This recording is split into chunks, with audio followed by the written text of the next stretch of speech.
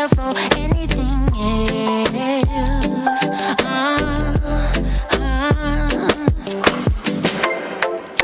I can't keep pretending. It's not getting to me. It's never ending. Can't give you what you need. Oh no, no. You're misbehaving. Yeah, it's getting to me. It's never ending. You can give anything, so you can go, go, go. Go, go, go, go, go. Yeah. So I can focus. I just need to focus on myself. Oh, you better go, go, go.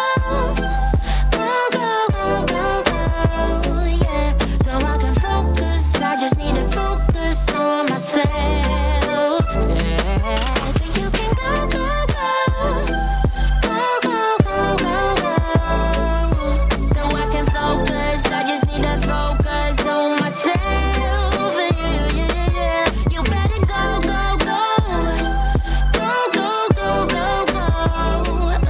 So I can focus. I just need to focus on myself. Baby, baby.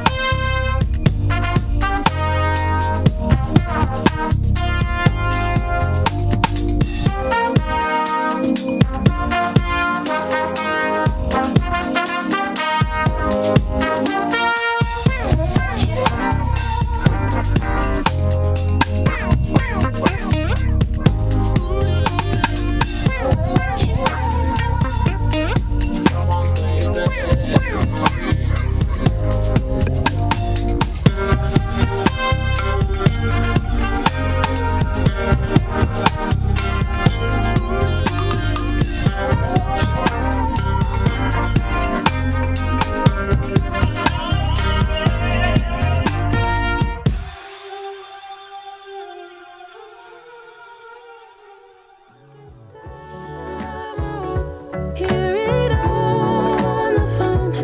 If you got something to say to me, then say it to my face. What it's all about, why you're bailing out. Think you owe me an apology. Just say it to my face. You're sorry.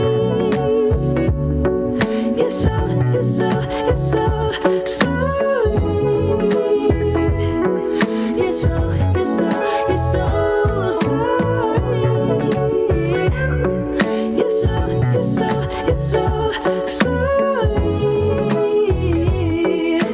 Say it to my face. You're so. And I quit my job for you, even quit some friends for you, 'cause you couldn't stand it, me all independent, so you had to have me for yourself. That was when I trusted you, when I could add up 2 and 2, when you promised we'd be together, you, me, forever. Now there's nothing left to lose. And though I understand it's hard sometimes to make up your mind in these trying times, yeah, I just can't accept you leaving me when I'm overseas with the heart so heavy. Think that I deserve the truth for once, not a guilty tone, 'cause you're not alone, yeah. You said You wanna come home, but I know you don't. So this time I'll hear it on the phone. If you got something to say to me, then say it to my face. What it's all about, why you're bailing out. Think you owe me an apology. Just say it to my face. You're sorry. You're so sorry. You're so sorry.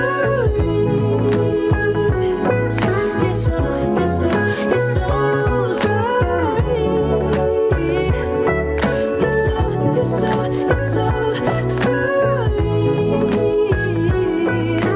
Say it to my face. You're sorry.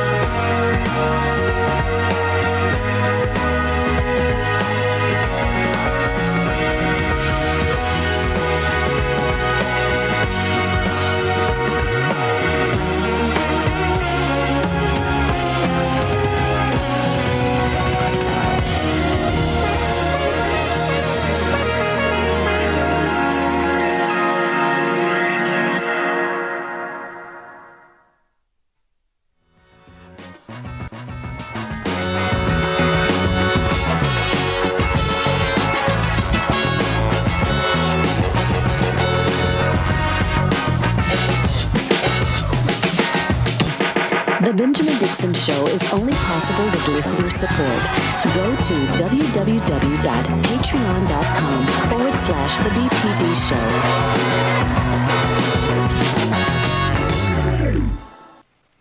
Today is Monday, October 4th, 2021. Thank you so much for joining us. It seems as though there is no going back to what was normal before the pandemic, because of all of the decisions that have been made by administrations across this country, both Republican and Democrat. Let's discuss this tragic milestone that we've crossed, along with all of the other news that is pertinent to our lives. And we begin this morning with On the Clock.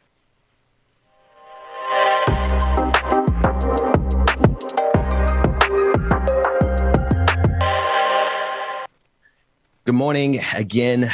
Georgia Fort is out. She'll be back tomorrow. I want to begin with the grim milestone that we have crossed in this country. We have officially crossed over 700,000 deaths from COVID-19.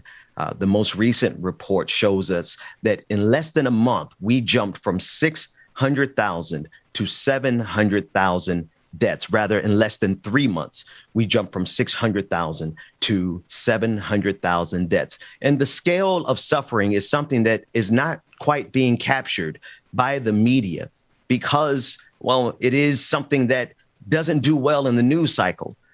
But the scale and the scope of the tragedy is something that we have not seen in over a century, because we have now outdone the Spanish flu as it pertains to COVID-19 deaths. How is it? How is that the case when we have the technology? How is that the case when we have the vaccine? How is it the case that so many Americans are now dead and they simply did not have to be. We've been covering that at great lengths on this show and other programs, talking about the politicization of COVID-19, the politicization of social distancing, of wearing a mask. And we even have governors actively ensuring that COVID-19 spreads uncontrollably through their states. Decisions being made by Governor Ron DeSantis out of the state of Florida, Greg Abbott in Texas, Brian Kemp in the state of Georgia. We're now seeing all of these decisions come home in a way, I wanted to say come home to roost, but it's coming home in a way that is devastating our country underneath. It's almost like the veil on top of it gives the appearance as though everything is fine. But underneath, this country is falling apart, and people are dying, and they're dying expressly because of the decisions or the indecision, however we need to categorize it, because there have been so many steps, so many people who are culpable in this decision. Health experts say the fourth wave of the pandemic has peaked overall in the United States, particularly in the Deep South, where hospitals were stretched to the limit weeks ago. But many northern states are still struggling with rising cases, and what's ahead for the winter is far less clear. On the positive side of the conversation of COVID-19 is the announcement of a drug that is said to increase the chances of someone's survival by 50%.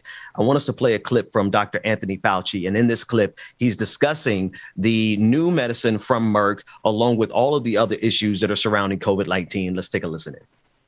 So we really look forward to the implementation of this and to its effect on people who are infected. Yeah, and obviously has a lot of importance when it comes to viruses in general. But you mentioned vaccines before. Are you worried that people hearing about this might say, oh, I'll just take the pill and not get a vaccine? It is never okay to get infected. You know, you heard the numbers.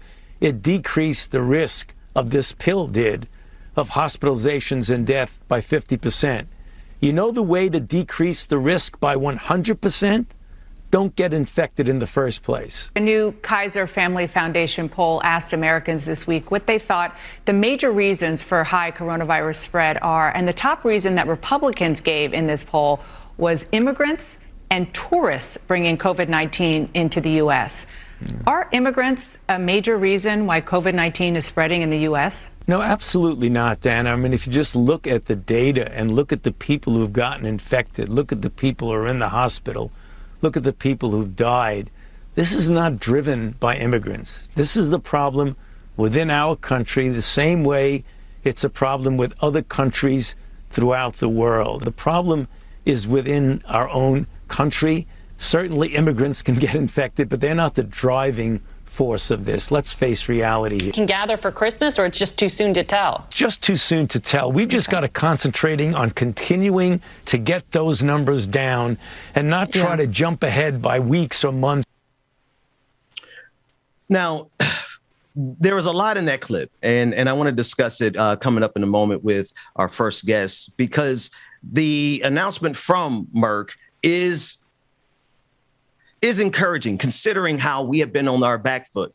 We've been on the defensive for so long. We're going on 2 full years of this pandemic. So anything that we can get that is actually and certifiably a benefit, that is good news. But we're still dealing with the pandemic of ignorance. So many people who are going to wait for some pill like this that's going to increase their chances of survival by 50% versus the vaccine. That said, I want to bring in our first guest, Danny Glover. He is a political consultant, political activist, and commentator. Danny, thank you so much for joining us this early in the morning. First and foremost, how are you doing in the middle of all this? It's been a while since we had a chance to speak. Hey, what's going on, Benjamin, man? All is well here in Macon, Georgia, just on the ground, making sure we defend the territory, for the fight that's ahead of us. So, but all is good. Thank you for having me on. Glad to be a part of the conversation. The pleasure is ours. Let's actually start with your work in Georgia, and I want to bring it in and connect it to this conversation about the pandemic, because a lot of the work that has to be done with increasing our vaccination rates across the country. It reminds me of the work that has to be done, canvassing door to door, making sure that the people understand the stakes as it pertains to all of the political issues. Tell us what's happening on the ground in your organizing efforts and what you're seeing as it pertains to COVID-19. Yeah, so basically what we're doing right now, so typically we will fund C3 and C4 political organizations that are working in the space. But what we saw with this pandemic, there's another style of organization that's needed. So now we have organizations like Black Voters Matters. We have other organizations that would normally be doing traditional campaign and political work. They're now stepping into the medical space. They're now stepping into the informational space to make sure that, vaccination information is readily available for, the constituents that they're canvassing, also, COVID testing sites are set up and available, that any resources dealing with this pandemic is being brought directly to certain, districts and regions of the state. We've been watching that since this pandemic, right? We've seen there's been concentrations in terms of where exactly the vaccine is accessible. I want us to shift gears a little bit here, Dwayne, and I want us to talk about the governor from the state of Alabama. And she has announced that the funds that have been allocated for COVID-19 will instead be used to build more prisons. Now, the absurdity of it, I just kind of want to read a little portion of what she said. She said the Democrat-controlled federal government has never had an issue with throwing trillions of dollars towards their ideological pet projects. This is coming from Ivy. She said in a statement posted on Twitter Tuesday, calling the state's prison infrastructure, quote unquote, broken. The fact is, the American Rescue Plan Act allows these funds to be used for lost revenue, and sending a letter in the last hour will not change the way the law is written. These prisons need to be built, and we have crafted a fiscally conservative plan that will cost Alabamians the least amount of money to get the solution required. And this is coming from Governor Kay Ivey. We've lost Danndy momentarily. I want us to unpack this conversation, because in the middle of a pandemic, funds that are being sent to aid states to help them survive the pandemic, that instead is being used by the governor of Alabama, Governor Kay Ivey. It's being used to build more prisons. The absurdity of that notion, I mean, quite honestly, is something, it's kind of galling. I mean, there's a lot of arrogance that goes into being the top official in your state, receiving money for relief and using that for prisons. I got to tell you, it does speak to the prison industrial complex and the way it has its grip on this entire country, how we have not the largest population on the planet, but we have the highest percentage of imprisoned people across the entire planet. That's because there is big money in prison systems. And we're seeing this right now play out. And it's not only the insult of being so committed to imprisoning people. It's the fact that she's willing to do this in the middle of a pandemic with pandemic funds, mind you. That is anathema. That is something that the people of Alabama should see very clearly. But we're at a stage in political development. We're in the stage of political discourse in this country where we are so far from seeing rational things actually happen.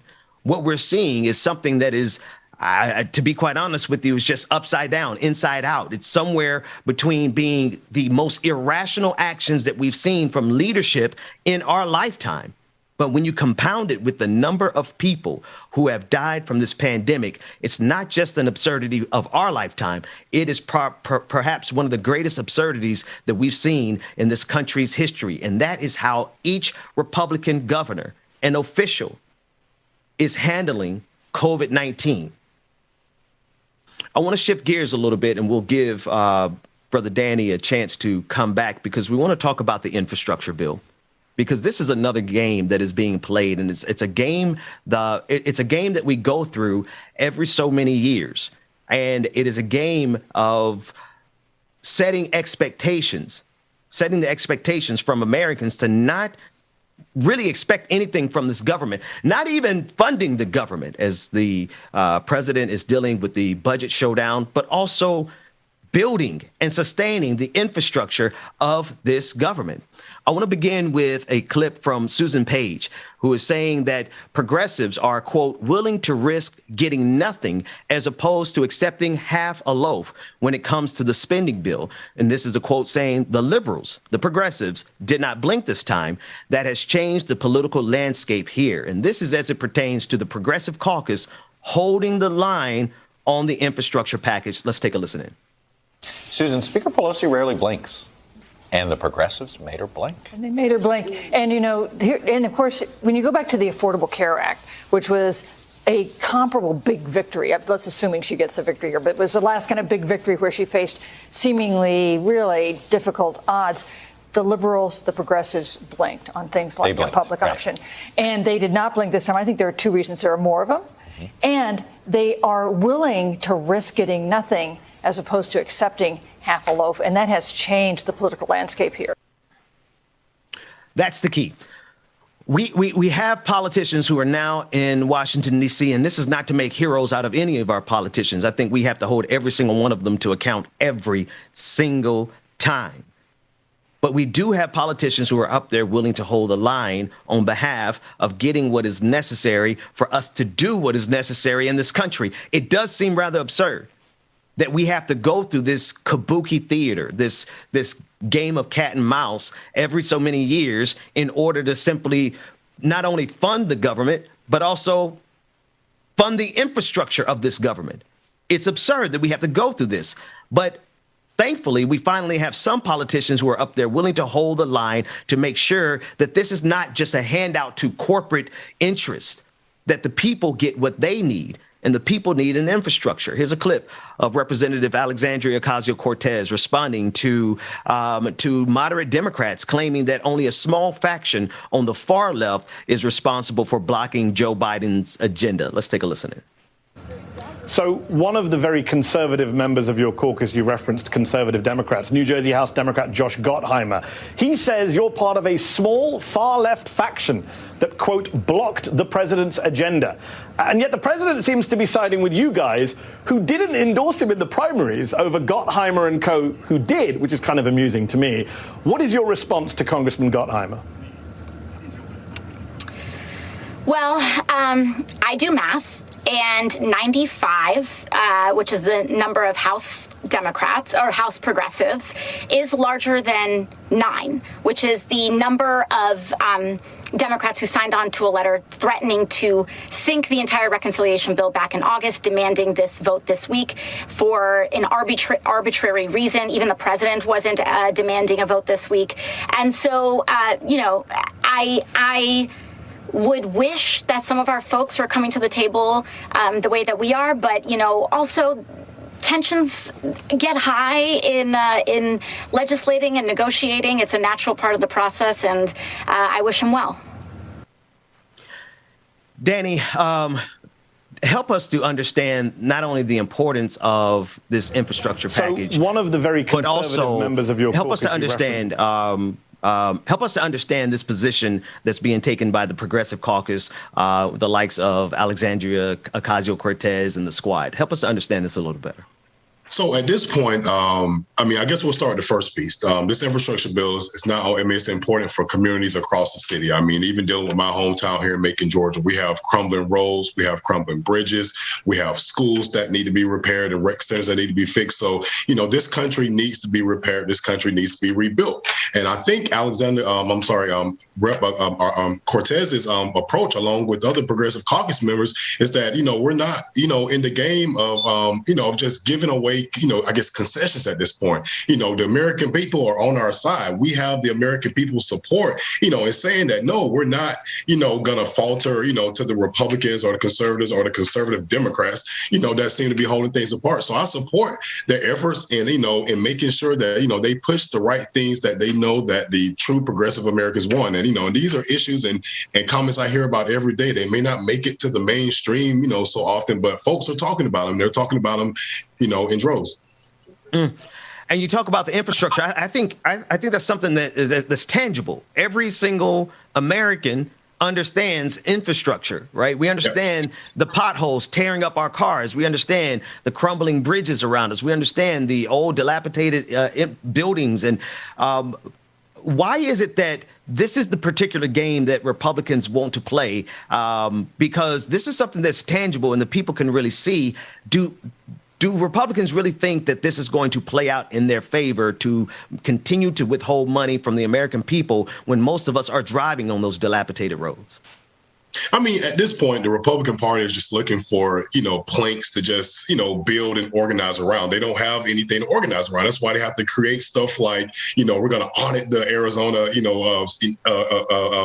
election system. We're going to audit Georgia. We're going to, all of these different places. So they're manufacturing ways in which to organize their base and stuff. So no, I don't think it's going to play out in their favor. Infrastructure is something that a lot of Republicans and conservatives have talked about, in past generations. So no, I don't think it's going to work out in their favor. And really, this is just a way for them to show their base that they're not going along with Biden. They're sticking it to the Democrats. But, in the end, like most of their policies, it's working against them. It's them cutting their nose off to spite their face. And it's not just Republicans, right? Let's talk about Kyrsten Sinema and Joe Manchin, who are the top two Democrats who are blocking progress on everything from voting rights to the infrastructure package. Help us to understand the games that those two are playing. Man, I think those games are just power struggles at this point. I mean, I think between Joe, between Kyrsten, they're just really in this whole era that, they're not going to go with their party. They're going to, they recognize their position and being, this wild card that could be thrown and played at any time. And, and everybody wants to call them. Everybody wants to get their opinions. So I think that's a more so political grandstanding that's not really helping the American people out. And it's not really helping their districts out. I mean, because I've been to Kentucky, I've been to West Virginia, I've been to Arizona. I mean, they could stand for the stuff that their fellow Democrats are fighting for. Even some of these Republicans are fighting for. So I don't appreciate it. I think most of the general Americans that I've come in contact, they're not feeling that either, man. Yeah, no, absolutely. I want to play one more clip in this segment, and it's from Senator Bernie Sanders, and he's making it clear that this is not just a wish list. These are things that are worth fighting for because it's what the American people need. Let's take a listen in. I know what your initial preference was. You believe 3.5 trillion is the compromise, that you started at 6 trillion. But whatever the number ends up being agreed upon, there's a large wish list and a set of needs the country has, but you might not be able to do all of them fully funded. Do you believe in trying to do as many of them as you can, and maybe that some of them are smaller programs and you'll vote on them in a couple years to extend the funding, or do you think you got to do 3 or 4 things really well?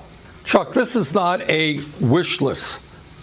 Climate change and cutting carbon emissions has everything to do with whether or not we leave this planet to future generations that is healthy and is habitable. You want more workers out in the workforce. We need to reform child care so that 1 million women can come back to work and not have to pay as a family 20 or 30% of their income for child care. We can't have a skilled workforce and do the good jobs that are out there unless we train young people. That's why we want to make community colleges tuition free. This is what the working families of this country want and what the economy needs. Now, the Republicans, of course, are owned by the pharmaceutical industry and the fossil fuel industry. We don't expect them to do anything.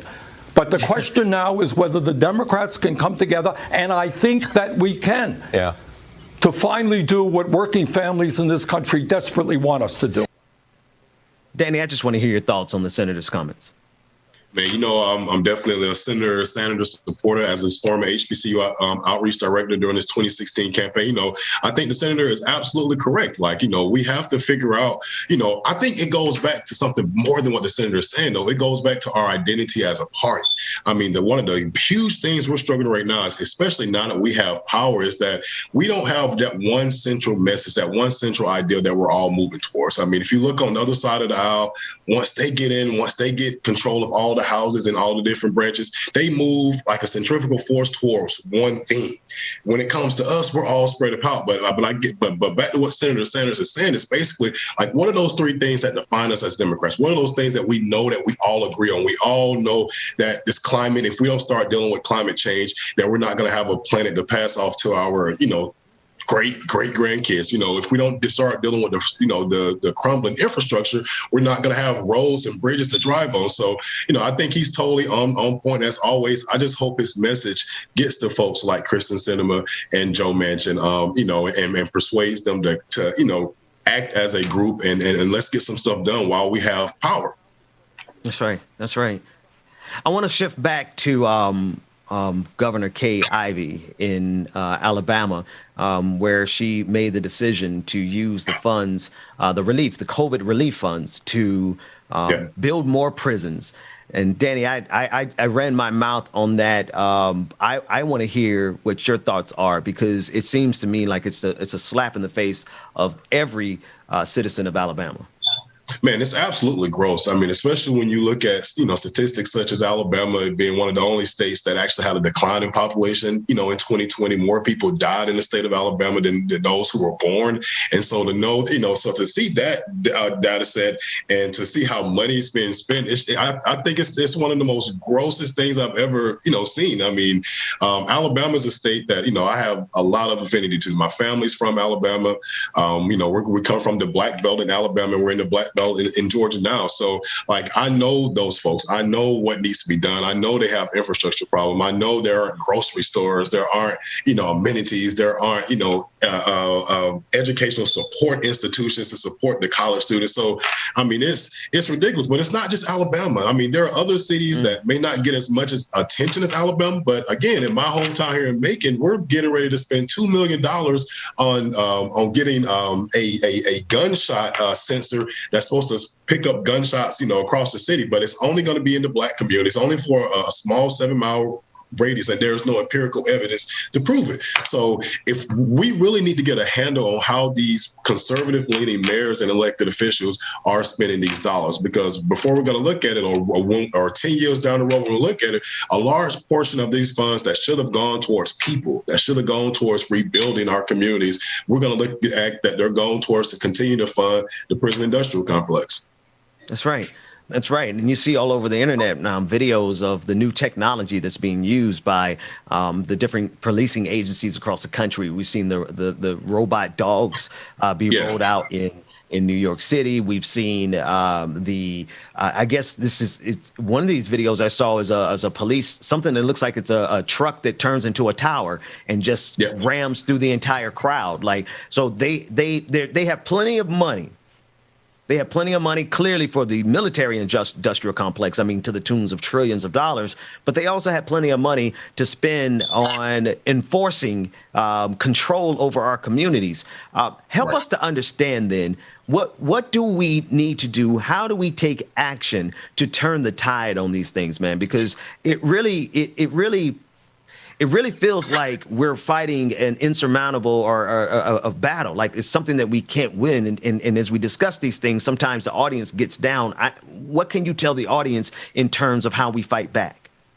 So I'm going to tell the audience that I know, as someone who's been in the fight and someone that gets frustrated and, I get cynical just as much as anybody else, but we're really at a tipping point in our democracy right now. There's so much stuff happening right now that we can't continue to, do the status quo. It can't continue to be how we're normally accustomed to it being done. So all I would do is just encourage you to stay in the battle, to take the fight to, that commissioner in your hometown, that mayor in your hometown, that state representative, that state senator, actually start bringing your issues to the forefront, push them through, because when this thing really does tip over, it's going to have to be redefined. And I want you to be a part of what this whole new democracy is going to be redefined as. Is it going to be redefined as a system in which, oligarchs and, corporate America and the haves, have more self-control? Or are we going to redesign this system in a way whereas, the folks who are at the bottom of the pyramid, the folks who are actually keeping this country going and working, we have an actual say. Our communities are first, so I don't have a date. I don't have a timeline, but all I know is I've been in this space for at least 10 to 15 years at this point, and I've never seen it as volatile as it is now. And as bad as it may sound, but sometimes controversy is the mother of all progress. So with everything going on right now, I think there's some good stuff that's going to come out of this. We just need you all to stay active. Take the fight to somebody, start bringing up your issues, keep the fight on the forefront. And once it happens, we just need to be prepared to, take it forward. Yeah. And something happens, Brother Glover, I tell you, and I know you can attest to this, something happens when you actually go outside, right? Yeah. And talk to people. I know we're in a pandemic, but as you socially distance and talk to people and you're wearing your mask and you're already vaccinated, there's something about going outside and connecting with the people that rejuvenates you. It's being hyper online that is probably the most depressing thing about our fight. Brother Danny Glover, not the actor, but just as phenomenal, former HBCU outreach director for Bernie Sanders, political consultant and commentator. Tell the people how they can get up with you. Hey, man, y'all can follow me on all platforms. Danny D. Glover, that's Danny D. Glover. I would love to connect, love to reach out. If you're in the South, we're only a drive away. So let's connect. Let's grab some coffees in a socially distanced way. And let's keep this conversation going. Danny D. Glover. Awesome. Awesome. We're getting ready to take it out and over to the Benjamin Dixon Show. Coming up next, we're going to be joined by Marcus from Left Flank Vets as we discuss more news and politics. We're going to turn it over here to none other than DJ Exclusive as we get ready to take a break. That's all the time we have for On the Clock. Stick around for more on the Benjamin Dixon Show.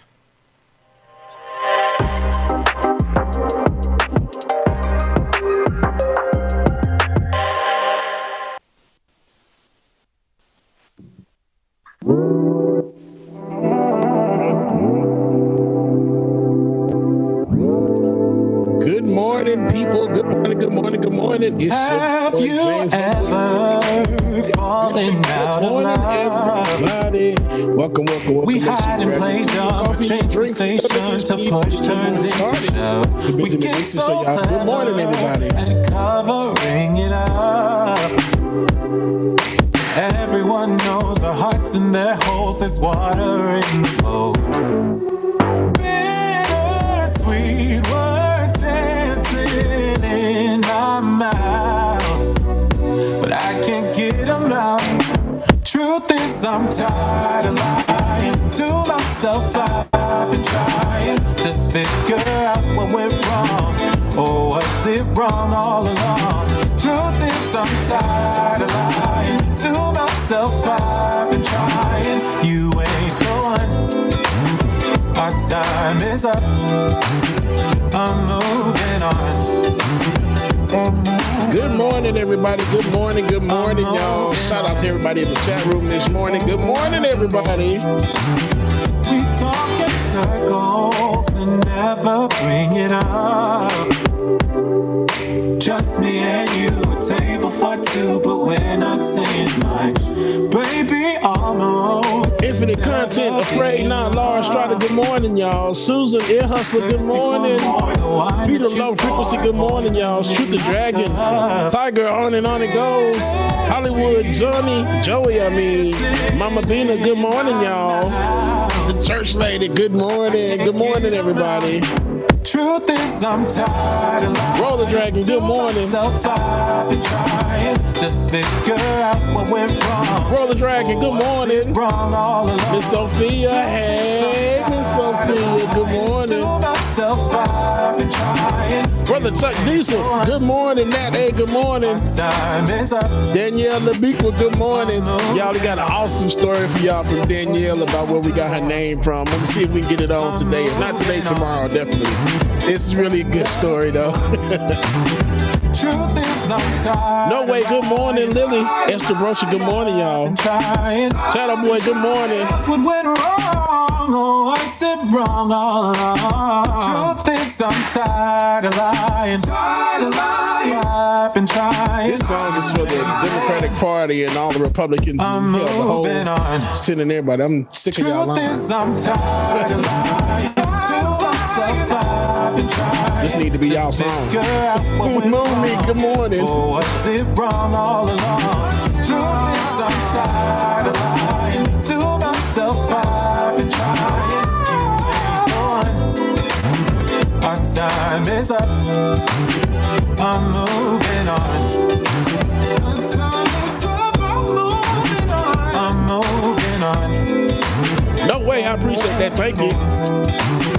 It'll be a challenge in the morning trying to get this sound and volume right, everything. Seven, sweetheart, good morning to you. I'm moving on. I'm moving on. Are you ready? Are you ready? Are you ready? Are you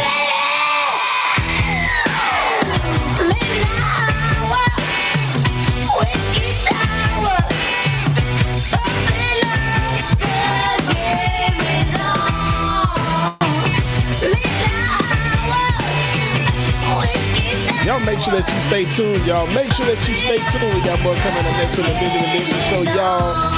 And also, if you're not already, make sure that you join Patreon, patreon.com/likeitOrNot, patreon.com/likeitOrNot, man, or patreon.com/TheBPD Show. Hey, you definitely want to join Patreon Party this weekend. 90s party, y'all. 80s, 90s party for the Patreon Party this weekend. So come dress in your best 80s, 90s attire, man. The music will be lit all night long. You don't want to miss it.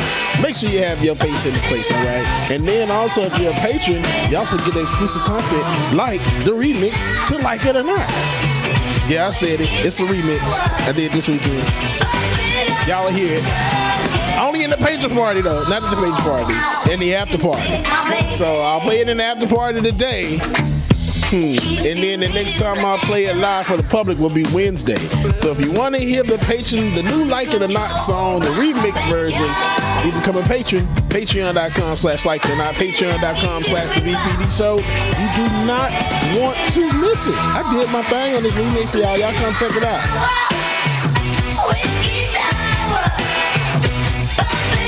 Melanie Dennis, good morning. Road Runner, what's up, my rapping friend? Yo, rapping ass.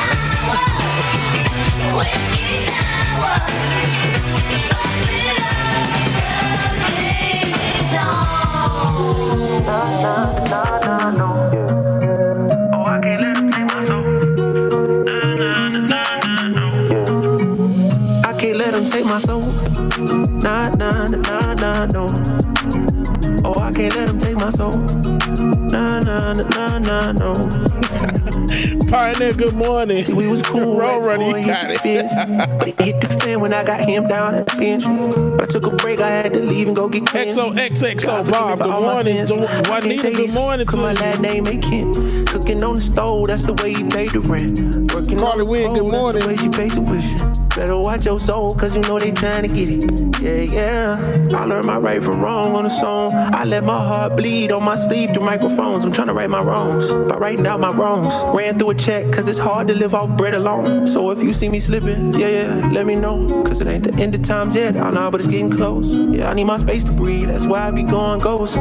I ain't trying to stay up on that wide road. Cause I can't let him take my soul. Nah, nah, nah, nah, no. Oh, I can't let him take my soul.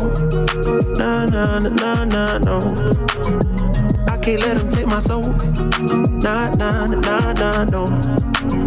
Oh, I can't let him take my soul. Nah, nah, nah, nah, no.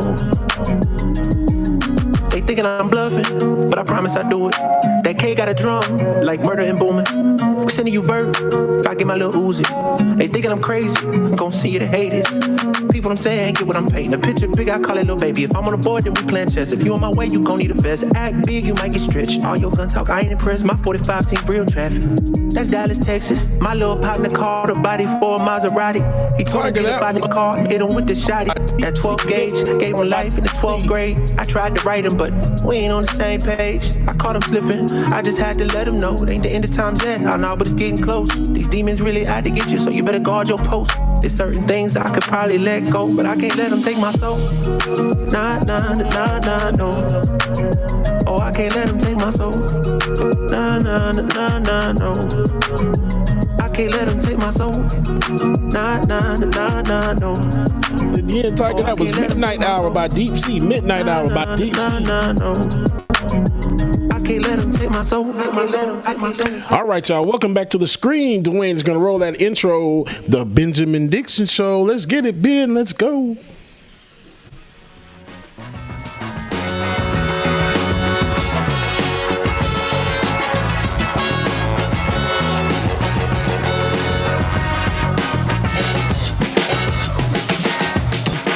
The Benjamin Dixon Show is only possible with listener support. Go to www.patreon.com/TheBPD Show.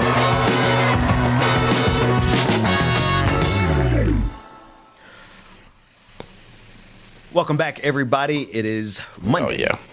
October 4th, 2021. Thanks so much for joining us. We are here joined by my brothers from Other Mothers, as usual. DJ Exclusive on the 1 and 2s. What's going on, man? Good morning, y'all. What's going on, brothers? Y'all all right? It's man.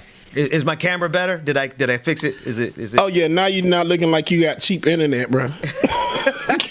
I appreciate that. And at the last second, I was able to reach out to this brother, Marcus from Left Flank Vets, one of my favorite shows on the internet. Man, thanks so much for joining us this morning. Thanks for having me. Always happy to be here. I'll make sure to do better and make sure I'm checking my email before the night before. So, well, you know, man, Marcus, you okay? You know we last minute, bro. Yeah, hey, I'm on time, Jamaican time. Like, we good. I'm early. Exactly. You early. He may not come when you want him, but he was always on time. I appreciate it. Oh, man. Wow. We really all do have the same experiences, don't we? That's it. Yes. Because that was a belly laugh. Like, we all were like, yeah, man. Let's go to North Carolina. I want to go to the lieutenant governor of North Carolina by the name of Lieutenant Governor Robinson. Speaking of on time and all that kind of stuff, here he is giving a speech that really obliterates the separation of church and state. But I want you to always, audience, as you listen to this, always listen to this in context of, do they really want all of us to be as free with our religion as they are with their religion? Let's take a look. Number one thing we need to do is we need to get more connected to the God who gave us our freedoms. That's number one. Number two, what do we need to do? We need to be diligent about who it is that we go to the polls and push that button for. We need to make sure that we are pushing that button for people who are not ashamed to witness for Jesus Christ. That schoolhouse, you know who needs to be down there at them school board meetings? Need to be the pastor. And he need to have a whole passel of his parishioners following behind him. You know, all these people running around here talking about, I want to be on the right side of history. You go on over there and be on the right side of history in hell. Now, knock yourself out. I'll stay on the right side of God. I'll take his side. Now, there's a lot going on in this clip. This is Lieutenant Governor Mark Robinson. This is a politician. This is not a pastor. We get accustomed to pastors talking like this from the pulpit, but this is an elected official. And, well, let me just stop there. Marcus and James, I want y'all to get in there. Marcus, you get up first. I got to say, I almost like went away. You introduced, it's like, oh, yeah, this is the lieutenant governor. Because as soon as he started speaking, it just immediately like, oh, this is the pastor speaking, which is nothing new. But the fact that it is just, he's doing it, I mean, it's disappointing to say the least. Like, I'm still kind of just like hitting me. But like, as far as what does this do really for black people? What does this do for the people in his community? Are they like, cause what does that mean? Just like push that button, with the spirit of Christ in you and all these things, because, if it's what Reverend Barber is doing with the Poor People's Campaign, which is actually trying to inject love and respect into policy. Okay, down with it. You won't see me on Sunday, but I'll be with you at the polls. I don't know that this dude is saying the same thing. That's right. That's right. Yeah. No, he's not. James, go ahead. He reminded me of the fat pastor, just the fat man. Somebody saying he need to step away from the plate. It's just like. And then you look at the audience, just look at the crowd. I see bald spots, blonde hair, brunettes, all of that. So you see who he's speaking to, and these people are going to eat it up. They love to see that black pastor mentality. Not even a pastor, but they love to see that black pastor mentality. And that's what this is. Like, what are you doing up here? Well, he didn't stop there. There's more. Here's the next clip of the new North Carolina lieutenant governor. And you're right, Marcus. Like, it's once he starts talking, you forget that he's there in the function of a politician. But here's his next clip talking about if we want school shootings to stop, public schools need to teach that Jesus Christ is the way and the truth and the light, and so on and so forth. Let's take a listen. Wow. I'm tired of turning on my TV after a school shooting and watch folks come together on school grounds where they done told me I can't pray, but soon as there's a school shooting, everybody's in the church, everybody's down at the schoolyard praying. If you had let God come in that building before that shooting, if you had told those students Jesus Christ is the way and the light, and only through him can you receive salvation, wouldn't have been no school shooting. You done kick God out of your schools. The children don't know whether they're men or women. They're murdering each other with impunity and can't read on a grade level. All because you done turned your back on the wisdom of the man that built that schoolhouse you in. As for this not being a Christian nation, yes it is. If you don't like it, I'll buy your plane, train, or automobile ticket right up out of here. As long as there is a remnant of his people in this place that continues to pray to him and for his wisdom, this will always be a Christian nation. It was established by him. When the founders said those words, when they wrote them down and declared them to the world and told them to a king, that we hold these truths to be self-evident, that all men are created equal, that they are endowed by who? Their creator, not the Congress, not the Senate, not the king, but by their creator with certain inalienable rights. God Almighty heard that and said, there's a nation I can get behind. So this is still a Christian nation. Man, I'm gonna have to play this clip again when we have Reverend Galloway on with this. I mean, clearly. Anyway, I'll say what I gotta say. Marcus, what's your take, man? I mean, I guess like when for me, you know, that whenever I see people just wanting to meld church and state, my first thought is taxes first. Okay, if this is a Christian nation, then I believe the tithe is owed from the church to the government. No, we can play this game all day, but it's a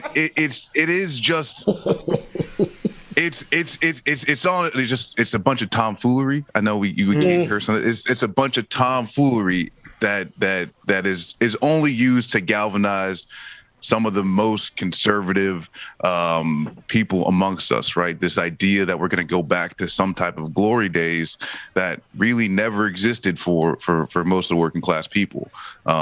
So yeah, and especially, and I'm happy Bubby pointed out of all the little blonde and bald white heads in here, because it really tells you this is a song and dance. Yeah. Oh, yeah. Yeah. And then when they turned that camera around, you saw it was only 3 black people right there, and that's guaranteed that's probably his family. And everybody else in there was all white people. Yeah. And listen, everybody in there looked like a comorbidity, especially the lieutenant governor. I'm like, you know for certain. I mean, he's a walking, talking comorbidity in the middle of a pandemic at a conservative event, and you know they're not taking the vaccine. So that rag has got Delta, it's got Mu variant, it's got original, it's got all in that rag. Hey, watch this. It's got the Alpha and Omega. Gravy, biscuit, butter, everything.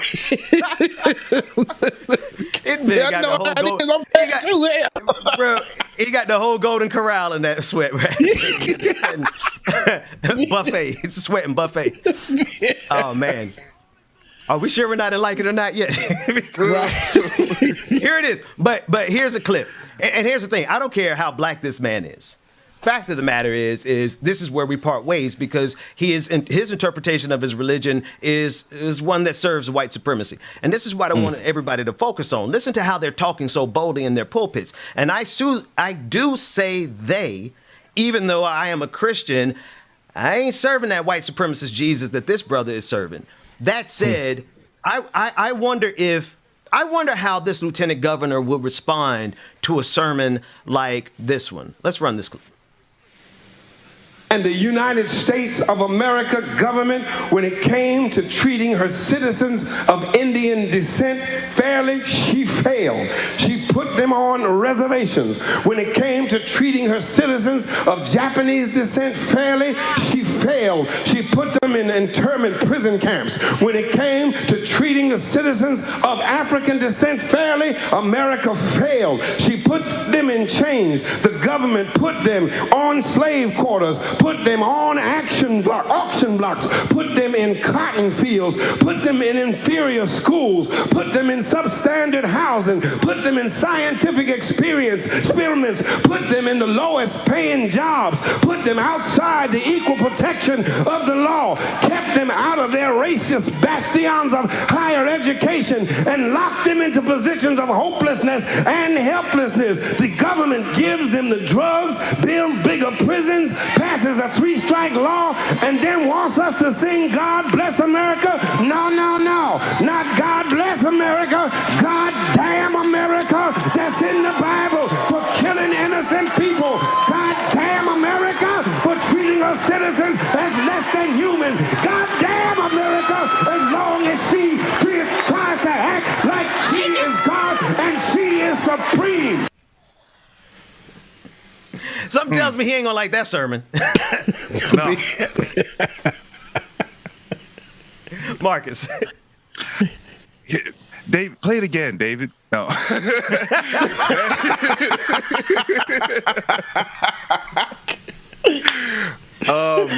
That's what I mean. Reverend Wright, for for all misgivings that you may have had, that's it right there. Is that you can really only look at this as one way, and I know I've been one to beat up on religion sometimes because of the conservative people who use it, right?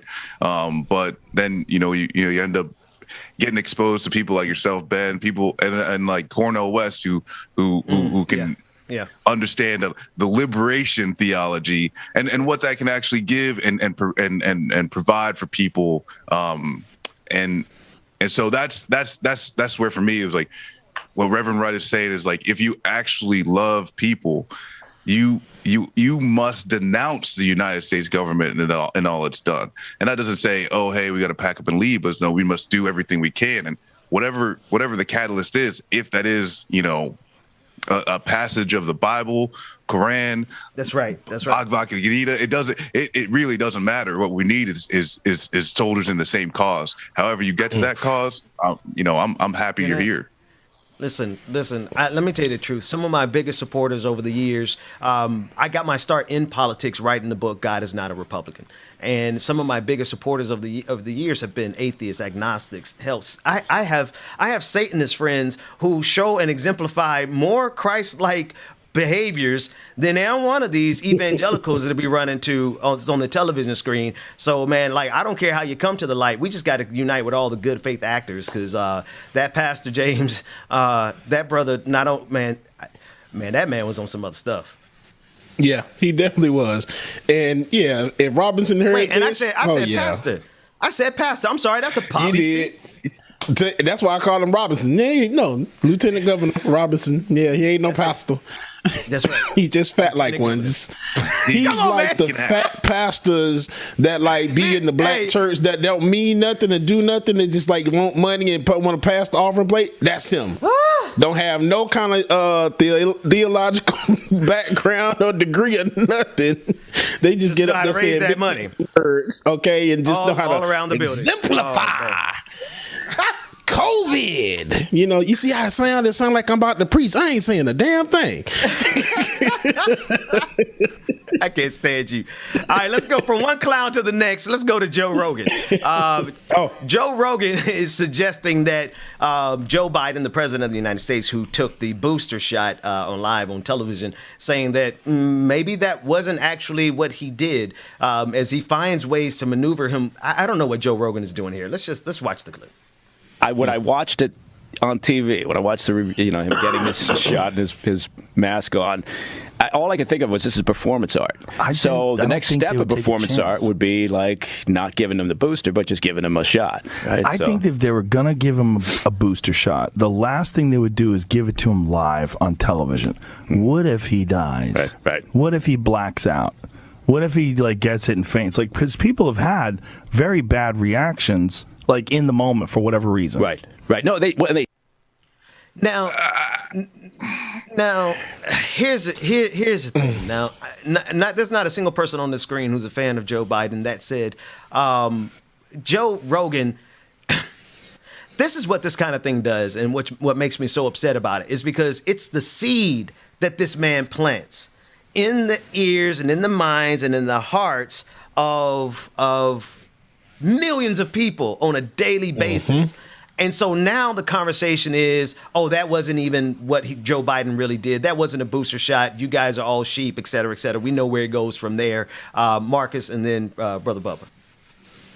Yeah, no, I think like this is something that ties into some of these like libertarian or conservative like media where. And I mean, Fox News, started this, but we're just asking questions, right? But you know what those questions are going to allude to, especially when they have a great understanding of their audience. I don't think Joe Rogan is an especially brilliant person, but this man understands his audience and what they feed into and how to feed them, right? And so in this clip, what if, right? What if he drops? What if he does this, that, and whatever? And it's like you're touching on anti-vax narratives and also the narratives of Joe Biden is so sickly or incapacitated and all these other things that just even allows to this the shadowy cabal that's actually control. So that's it's this one little oh well would they give him? It's like they would give him the booster shot. Yeah. Like that. Yeah. What are you talking about? Everybody got the shot on there. Members of Congress, like, were just in a line. All of them posting. They got the like. What are you talking about? This is a completely normal thing that if people want to get more vaccinated, people to get more vaccinations, it's a completely normal thing to do. My only issue with it is we really shouldn't be talking about boosters in the United States while Africa is about 3%. Vaccinated. We shouldn't be talking about boosters right now, right? Like we should be, if it's that dangerous, we should just lock it down, keep the people who need to run the country, keep running the country, i.e. people who grow our food, people who are manufacturing the things that we actually need to help the pandemic. But if it's so dangerous, we all need boosters, well, then we just need to lock down and make sure that the rest of the world gets vaccinated. Yeah. Agreed. Excuse me. When he's talking about the acting part of it, Joe Rogan, you're an actor yourself. So who's not to say that everything that you did beforehand, because we know what your story was all in that, just to make it seem like you're sick or just push that narrative. Because come on, just be honest, you got the vaccine. We know you got this vaccine, bro. Before you can go back in this studio, you got the vaccine. So you're bad acting is just to push this narrative, like Marcus said, just to feed that audience and feed that mindset. It is what it is. That's exactly what he's doing. Just trying to keep his people satisfied. That's right. That's right. At the cost of thousands. That's right, man. That's right, because we just crossed over 700,000, man. And that thing does something to me every time. And not to mention that it was 4.5 million across the globe. The people, I got one more clip that I wanted to deal with, but Marcus, you said something that really triggered a thought, man. Bro, the people who are getting hurt the most by this are the essential workers who are the backbone of this system. The people who have to keep this going, right? But then on the flip side, you got over in Africa, you got the majority of the continent can't get the vaccine. So you got ignorance compounding here in the United States, which is pushing people to not even get their first shot. And then on the simultaneously, it's like we're hoarding them. We get booster shots. Meanwhile, Africa can't get the first shot. But one of the number one ways they're getting black people to not get their first shot here in the United States is to make it seem as if, oh, this is the boogeyman for black people. But if the vaccine was truly the boogeyman for black people, don't y'all think Africa would be at 100% vaccination rate right now? Just my thought, Marcus. What do you think? No, I mean, this is where too, like when people even talked about vaccine hesitancy, and at the beginning, you know, and like I got old black parents, right, that understand in the United States of America that I never had to deal with, right? And so we start getting, Tuskegee, and like they're like, nah, we're getting this vaccine, you know, because like black people are not dumb. When you see rich white folk jump in lines, it's safe. It's fine. She said that right. That's right, man. Listen. So yeah, the fact that you have all of this going on and really it's like that's it is insidious, really too. Is like when you talk about like 700,000 people in the United States, 4 million across the globe, you know, and really these numbers too, like even just make me go down the thread of like, why are we so focused on 15,000 Haitians at the border? 700,000 people just died in the past year and a half here. Well, like all of these things, it's just like with all of this trauma and death going on, like the fact that like there's people out there like Joe Rogan, anyone on Fox News that are actually trying to compound that trauma is like, it's messed up. Yeah. It is just, it's evil. Yeah. And what's wild, James, and we're going to get ready to go to a break here. Like it or not, it's coming up. Rebecca Azor, she's coming in with all of her fabulousness and extraness. But what's wild to me, man, is while these politicians / pastors and / prophets and all these people who are on the television making it seem like they can't see, can they not see that, this is, if there's anything that's biblical about what's going on right now, it's the damn plague, right? They're like this country, clearly our stupidity and us being like, you know, doubling down on ignorance and hardening our hearts. These preachers, can't none of them see that we underneath the plague here? But they out there preaching every single Sunday. Come on, man. James. Bro, you said a word right now, B. Because it makes no sense. You're absolutely right, bro. It's just the damn plague. Like, legit, it really is. 700,000 people. 4 million across the globe. Okay. I mean, Marcus, the magnificence of the level of ignorance that is on the national stage right now is clearly going to be written about for centuries to come if the planet is still here. That said, get some closing thoughts on this, man. We're seated in the greatest empire, or the biggest empire in the history of the planet. We are at 700,000 dead in this country, 4.5 million worldwide, and our leaders and our entertainers and our sports ballsmen are all telling us to let's get more COVID-19. So Marcus, I'm gonna jump in real quick, Ben, but it's not surprising though, because if you look at it, all of the pastors that's spreading this message, all of the leaders that are forcing all this to happen, they getting their orders from that 1% that's controlling everything, and that 1% is like, nah, we need to get rid of some people because some of this stuff is hurting our pockets. So they just following that message they getting from them, and maybe that's me on my, you know, that's their gospel. Like, no, that's truth. That's real, because this is and like for real, like. Coming from my perspective, right? I used to be, you know, a congressional staffer. I used to be, you know, a little bug in the government machine. If y'all don't think you've got politicians that are smiling because the amount of Medicare and Medicaid prices, you know, aren't going to be so drastic because so many old folks will die. If you don't think there are people who are smiling because the budget's going to be a little bit less, like you're just missing the mark, right? As far as what these people in power are actually about. So yeah, that is real, that people are okay, especially too, if like when you talk about who's doing what, if they can't, if a person can't engage in the economy, in which case they see beneficial, they don't care. Or if they think you're replaceable, they don't care. That's right. That's right. And I think, and I gotta say too, the Pandora Papers that just dropped, another leak of documents saying that the whole financial industry, right? All the wealthy people are corrupt. They're fooling us. It's a scam, right? What's going to happen after that? These stories should be galvanized people to say, no, I'm not going to trust you anymore. But we'll see. We'll see. We'll see. We'll see. Man, DJ Exclusive, let's take it to a break. Brother Marcus from Left Link Vets, what time are you going to live today? I should be live by 2. I might go earlier, depending on what's happening on Capitol Hill.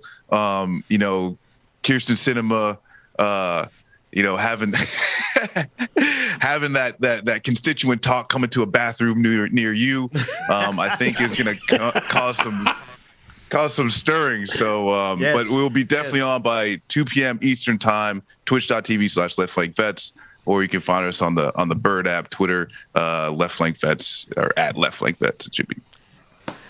Always a pleasure, man. Everyone check them out. Left Link Vets, 2:00 p.m. Eastern Standard Time on twitch.tv. Marcus, thanks so much. DJ Exclusive, it's in your hands when we come back. Like it or not, it's going down. Brother Marcus, we appreciate you. So thank you again for joining us this morning. Y'all make sure y'all stay tuned, like it or not. But Queen of Zoe coming up next. Don't got no heart, I got an icebox. Brandon Rolling, swap out the G-Shock. Y'all some of the season 2 music. No more double, go ahead and detox. Yeah. Came from the trenches, they ain't showing us no love. Dagging in the city, all we wanted was a hug, yeah. We on the block like every night to catch a buzz. Get the cash and take my family out the hood, that's a must. Was a hood baby with no soldiers. Bad past never left my mind, it's taking over. No, I should've died, that's why it's hard to stay sober. Glad to see the sun, but my heart getting colder. Life's so crazy, what we been through. When you die, the only time that they gon' miss you. Tell my mama no more tears, no more tissue. We was just some hood baby with some issues. Hood baby from the struggle. Long time had a hustle. Glad we made it through. I'm just glad we made it through. Hood baby from the struggle. Long time had a hustle. Glad we made it through. Shout out to all the hood babies out there. Shout out y'all. Good morning, everybody. Good morning. Good morning, Mama and Daddy. Good morning. I love y'all. Either they love me or I'm a target. Cause I saw me was flawless. I've been busy and picking up when you calling. And on purpose, I hate the fact when you talking. But anything that you need, dog, I got you. I mean that. All this pressure make it hard not to relapse. Build up aggression, make it Shout out, Brother Latif. Good morning, sir. Baby, in the way that I'ma lead that. My dogs need hoes, step it up, I gotta be that. Cause life's so crazy the way it been though. I'ma love you way before I gotta miss you. Hope this mama bought my side, gave her some tissue. We were just a hood baby with some issues. Hood baby from the struggle. Long time had a hustle. Glad we made it through. I'm just glad we made it through. Hood baby from the struggle. Long time had a hustle. I'm glad we made it through. I'm just glad we made it through. Just some hood baby, yeah. Just some hood baby, yeah. Just some hood baby, yeah. Just some hood baby. Infinite Content says, Bubba, you got to realize that the pimps need that building fund money coming in. That's why these preachers are doing what they do. You right.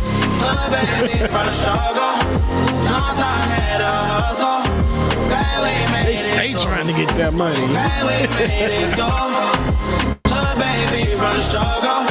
Long time had a hustle. I'm glad we made it through. I'm just glad we made it through.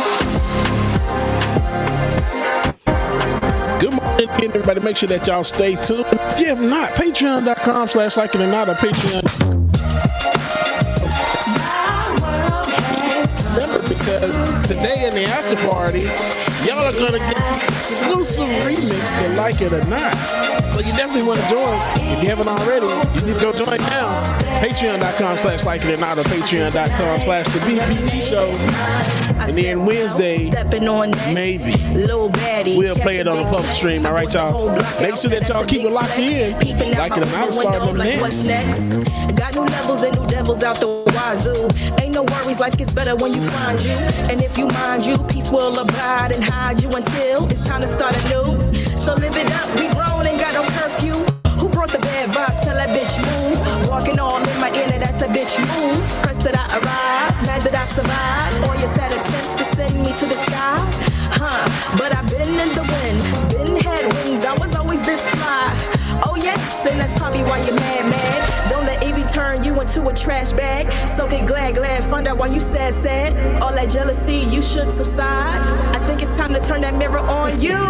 Put it up close for a clear view. And look deep down inside. And soon you will find a pretty soul that needs more shine. My world has come together.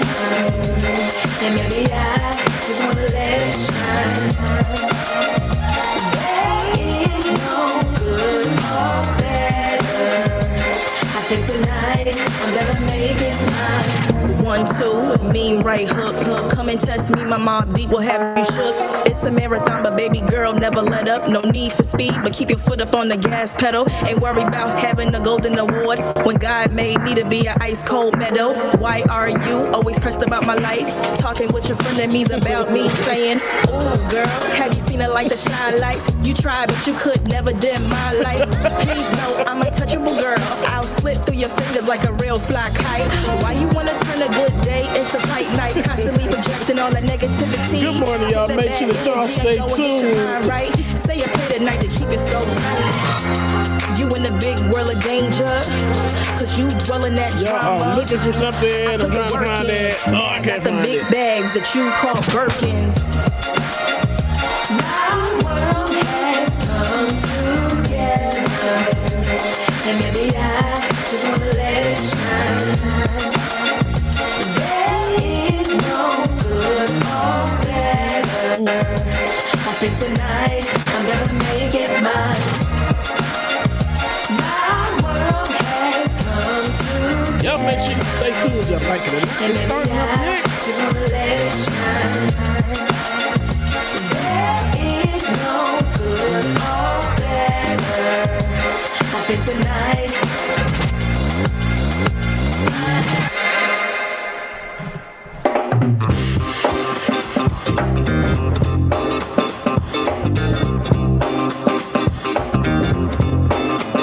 It's gotta be against the law to look this damn good. Cause baby, I feel real good and I wish I would. It's gotta be against the law to look this damn good. Against the law to look this damn good. Watch out now. I'm ready for a good time. Y'all welcome back to the screen. The whole band's here and we came to move. Got a my brother, Benjamin Dixon. Like it or not, with Benjamin Dixon. Wait a minute.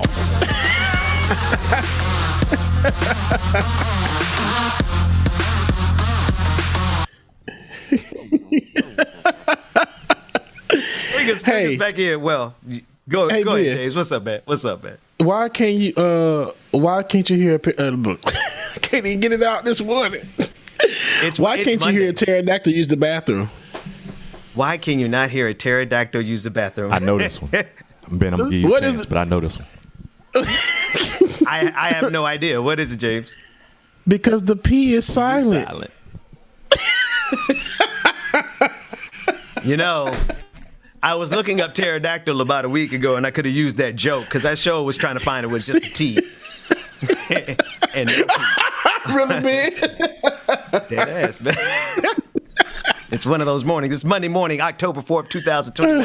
Thanks so much for being back with us. We're going to take a little segue here for a second. I want to play a clip from one of Donald Trump's favorite people, Lynn Wood.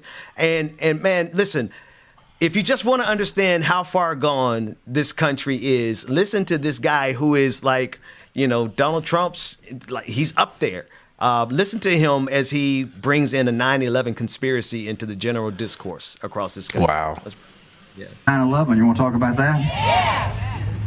Let's talk about CGI. You know what that is? Computer graphics generated images. You know what CGI is? You know what deep fake videos are? I know you know what photoshopping is.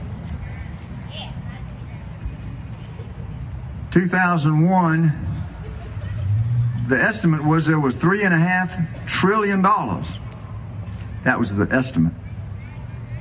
that had been stolen from the defense budget. They were going to have hearings starting on November the 12th to discuss that money that had been stolen and was missing. That was your money, by the way.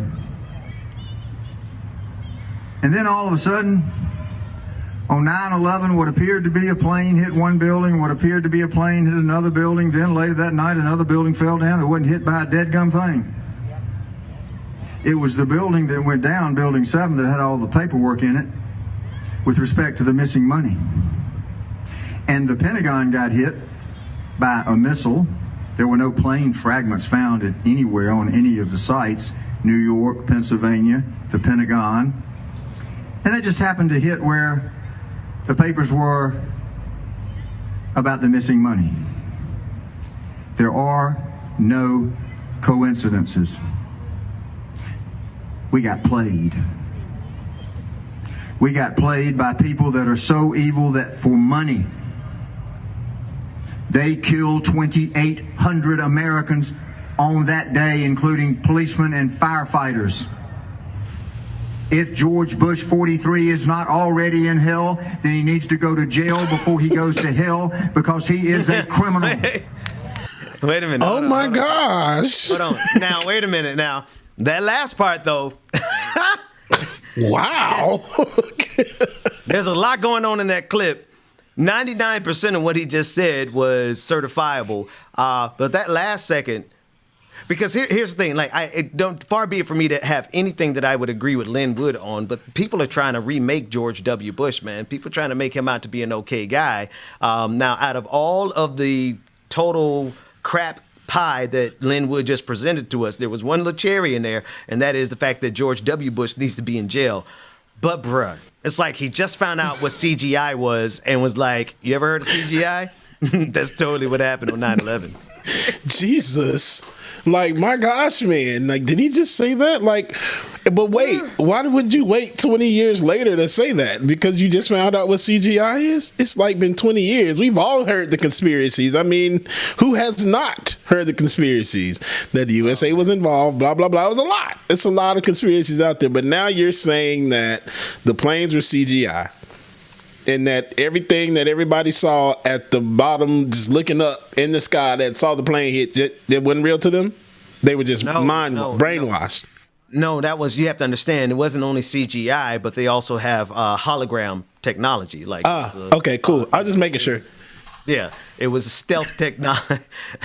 We need the hologram Tupac. We need our conspiracy theory music for this one, man, because it's like he finally watched the Marvel series and said, now, how did they make that guy so big and so green? And his granddaughter said, it's CGI, Pop. And then he was like, damn it, that's how they did 9/11.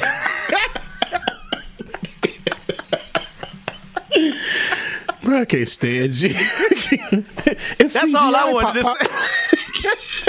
It's CGI. Google it. Do your research. James. Do you know what Google is? I know you know what Photoshop is. Yeah, right. But I mean, honestly, Building 7 did have all the paperwork, right? IJS, I mean, I don't know. Take us back to a quick break. Now, when we come back this time, like it or not, it's going to start for real. It's going to go down. Rebecca Azor is on her way. We'll be back right after this. Thank you, Jake.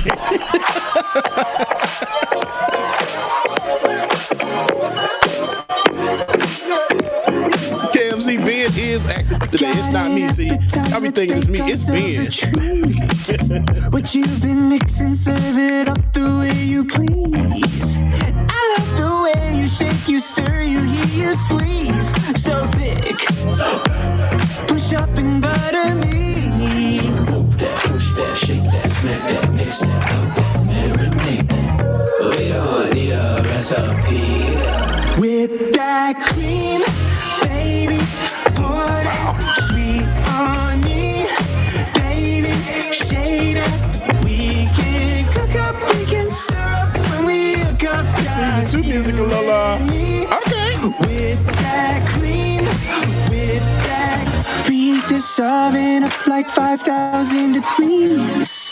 It's almost ready, we've been craving this all week. If you want it, Luke King. I'm done you like phonics, gotta be honest. What's going on, brother Luke King? You heard him right. Poke that, push that, shake that, girl, take your last name, let's hyphenate it. We don't need a recipe.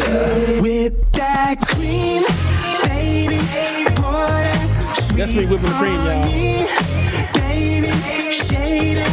We can cook up, we can serve when we hook up, just you and me. Good morning, Alicia. Good morning. Susan Bradley, good morning. Uneasy. William Ricks, what's going on, sir? Good morning, Q. Love you, bro. Good morning.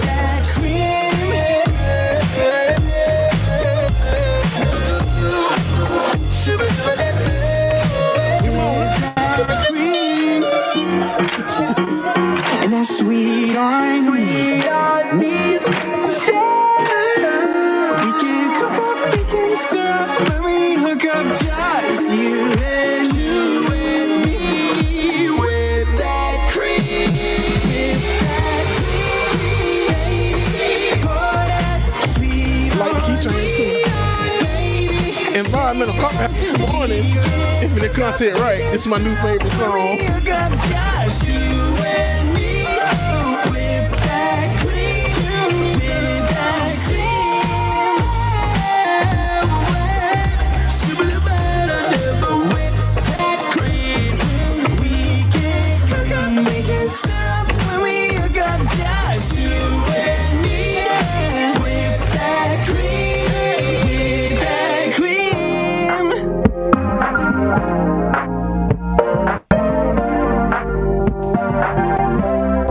All right, y'all, make sure you stay tuned. Like it or not, it's going to be with Rebecca Azor.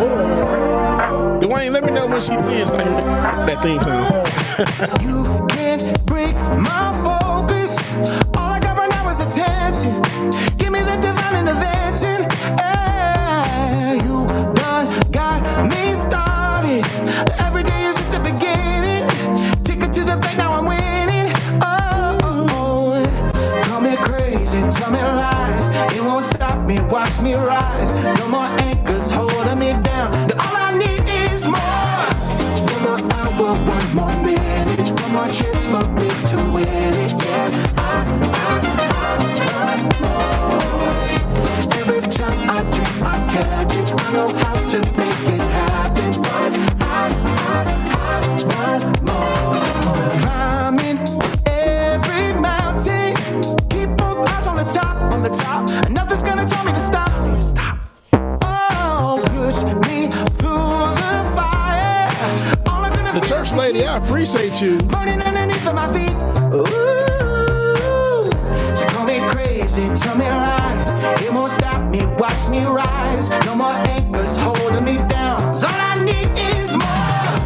One more hour, one more minute, one more chance for me to win it. Yeah,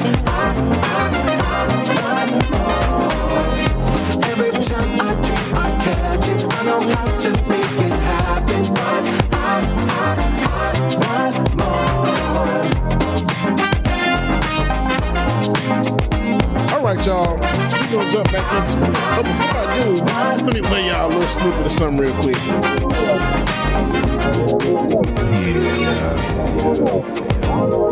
Y'all know what time it is. Good morning, y'all. Get your coffee, your tea, your remix, whatever it is you need.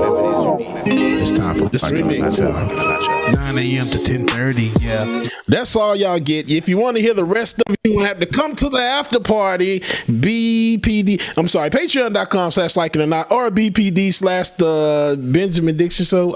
Damn, I just messed that all up. Damn. I'm like, hey, James, how you go out of all the patrons you gonna mess up buying the Patreon.com. Man, boy. Go ahead, give it, Ben. Patreon.com/the BPD Show. Listen, I was listening to, is that you? Was that you rapping or is it somebody else? It's me. Yeah. Oh man. Listen, but the only way that they're going to be able to hear it, that's it. Patreon.com/like it or not, or Patreon.com/the BPD Show. That's it. And now y'all play it for y'all in the after party, and then y'all might get it. The public can get it on Wednesday. Yeah. All right.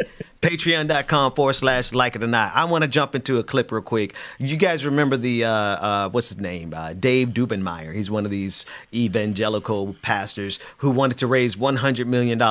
James, I think maybe we need to say that we're going to raise $1 billion because even though this guy said they were going to raise $100 million, they only raised $420,000. So they fell a little short, but they did grab a little bag along the way. Let's take a look at the clip. This isn't some fly-by-night, flimsy little thing we're doing, okay? This is big. And one of the directions we're going to go as well is we're going to find out everybody that gave money to BLM. Every major business donor that gave money to BLM, and we're going to go ask them about their Office of Diversity. Aren't Christians diverse? You're giving money to BLM? Are you giving any money to any Christian causes? Are you guys anti-Christ? Aren't Christians part of the diversity plan and the diversity movement? We're going to badger those folks into funding our war as well. That's our plan. We're going to put this money in the hands of warriors. And I'm believing that 30 days from today, we're going to have $100 million. The left will never know what hit them. All right, so that was damn Rebecca Azor. Thank you, Kevin Hart. Look at James. That's a hell of a reaction. James came up here looking like a Okay, that's what it is. Damn, I'll take my damn back. Never mind. Like a orange green Skittle. Don't do that. Okay, she look good as hell though. You might as well. Thank you. Hey, good morning, good as hell, Rebecca sister. Azor. Thank you, Bubba. We'll tell them about the orange and green stuff in a minute. I want to play the second half of this because this is where he's announcing they only got $420,000. But I'm sorry, that's still a minor bag there. Let's watch it. The ChristianRevolution.net. We had a great phone call last night with Dr. Sherry Tenpenny. Made a presentation to a bunch of people last night on a Zoom meeting. It was very, very, very effective. And friends, we're about, I don't know, $420,000 maybe we've raised in a month. We haven't really gotten after it much, but we've already hired. Is that the right word? We've hired attorneys. We're fighting on about 5 different fronts right now with attorneys that we've given $20,000 grants to get up and running. But yeah, already we've done that because one of the things about the ChristianRevolution.net is it's not a charity. It's a what do they call that? Doesn't matter. Don't matter because he got the bag. It's not It's not a charity. You heard that too, Rebecca? It's not a charity. But what is it? So I need to know. Like, what is it? Yeah. I would love to know how they making their coins. Well, we already know they're thieves. They're thieves. These people. Exactly. It's like he's first of all, he sits there, has all these conversations, for the Christians and the Christian folks. We played once an evangelical here on the show who was boasting about his money and how he can buy out different things. This is what they'll start off and say, it's not a charity, but we're nonprofit and we're this and that and we're raising money for the good of God, for the good of those who love Him, and so that we can commune and help the community and fellowship. And when they get the money, what happens? We get those evangelicals that were on that one show that was like, oh, I could buy out such if I wanted to. I could be in, I got G5s. I got this and that. In the name of Jesus, amen. That was Jesse Duplantis. He got a plantation name, like that name screams slave master Jesse Duplantis. It does. Mr. Duplantis said. He's the one that said, about buying a plane. Yeah. That's the wild thing about it is, and now he's like, yeah, we really haven't tried that hard. Watch this. In a month, in 30 days, they didn't try that hard. They raised $420,000. Oh yeah, we didn't really get after it that much. Saying that, so I think next month they might raise $500,000. Like, they got the perfect hustle going on here, because if you raising $500,000, $400,000 in a month, they're gonna be buying their G5 pretty soon, all off the back and the money of their audience, their people, their parishioners, the people in their congregation. Mm-hmm. Well, anyway, I guess that's that. On that, how you doing, Rebecca? I'm doing all right. How are you guys doing this morning? Pretty the very good. first thing that's in my list. I was fine till I saw the very first thing on our list to do, and like you saw it too. Yeah, but I did that because I thought that you guys would celebrate, because this is not me pulling the orange and green on a random day. This is actually our week. Yesterday was the birthday of the illustrious, the prestigious, the school of great Black excellence magnitude, Florida A&M University, Florida Agricultural and Mechanical University, FAMU. I represent Florida Agricultural and Mechanical University, October 3rd, 1887. That's what we like to say over there on the highest of seven hills, sitting in Tallahassee, Florida. And for me in my house, I hail from the beautiful city of West Palm Beach, Florida, okay? But my alma mater is Florida Agricultural and Mechanical University. If you were to strip me today, okay, and take my blood, it would be orange and green. What they call me on that hill is the Rattler. I represented as Miss Wheatley 2007, 2008 over there on that hill. Such a wonderful time. And look what it has made me. Hold on, Ben. Yesterday was Florida A&M University's birthday. And I just feel that every time a birthday rolls around for FAMU, I just get this, something shoots up in my bones. And I remember when I was over there on that. Yes. And I remember when I was over there on that hill. And I just think about, wow, that's the best decision that I've ever made in my life, is to go to an HBCU. And where they told me to go to PWI. PWI is a predominantly white institution. And no, shade to those schools. But when I went to those schools on tour when I was in high school, they did nothing for me but put us on the football field. And for FAMU, when I went to that school, they literally made us have. Small. I thought that was a high school marching band. Hold on. A little small this year. We're not going to get there. We're not going to get there. COVID-19, it's real. When I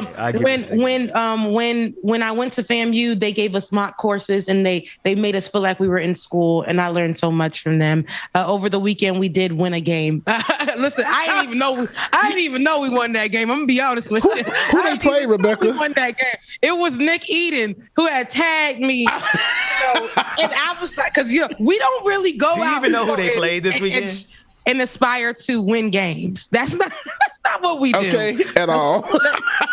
I'm gonna be honest with you. We really go perform. Oh, Jackson State. No, it wasn't. Who was that y'all played yesterday? It was. Let me see. Because I saw the halftime show. ASU. Oh, that's funny because Cookman played them last week, and I think they won. Cookman won that game. I believe so too.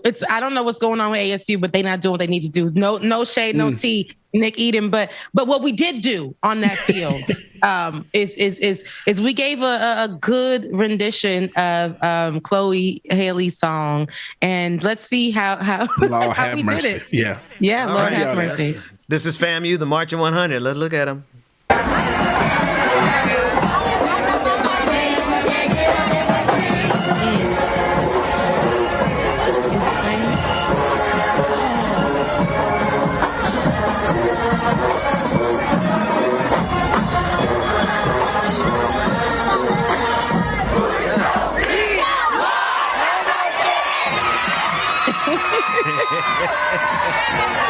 I will say they had a dope halftime show. I'll give them that. So with the history of Florida A&M, our marching. But y'all do look a little small. Y'all do look a little bit small. Do y'all have 100? We probably got 100 out there for real this time instead of about 1,000, and that's all right because COVID-19. Okay, that's fair. But honestly, like guys, this is I celebrate, and I probably will celebrate this whole week because we're not able to go and really do homecoming like we used to right now. But Florida A&M, going to this HBCU has changed my entire life. When people say, you always are so excited, or you do the most when you're talking about fam or whatever, I have to, you guys, because that school made me who I am today. It made me see myself. Yes, please do blame them. When you see how I walk down, if I'm walking down any hallway, any space, any aisle in the grocery store, even if I got sneakers, sandals, or high heels on, why is she walking like that? Fam, you taught me to walk like that. If you were on, I was in, I did Orchesis dance theater at Florida A&M University. I was part of the choir at Florida A&M University. And you're an excellent dancer as well. Yes, I am. I dance very well. There's a lot of clips. No, here we go.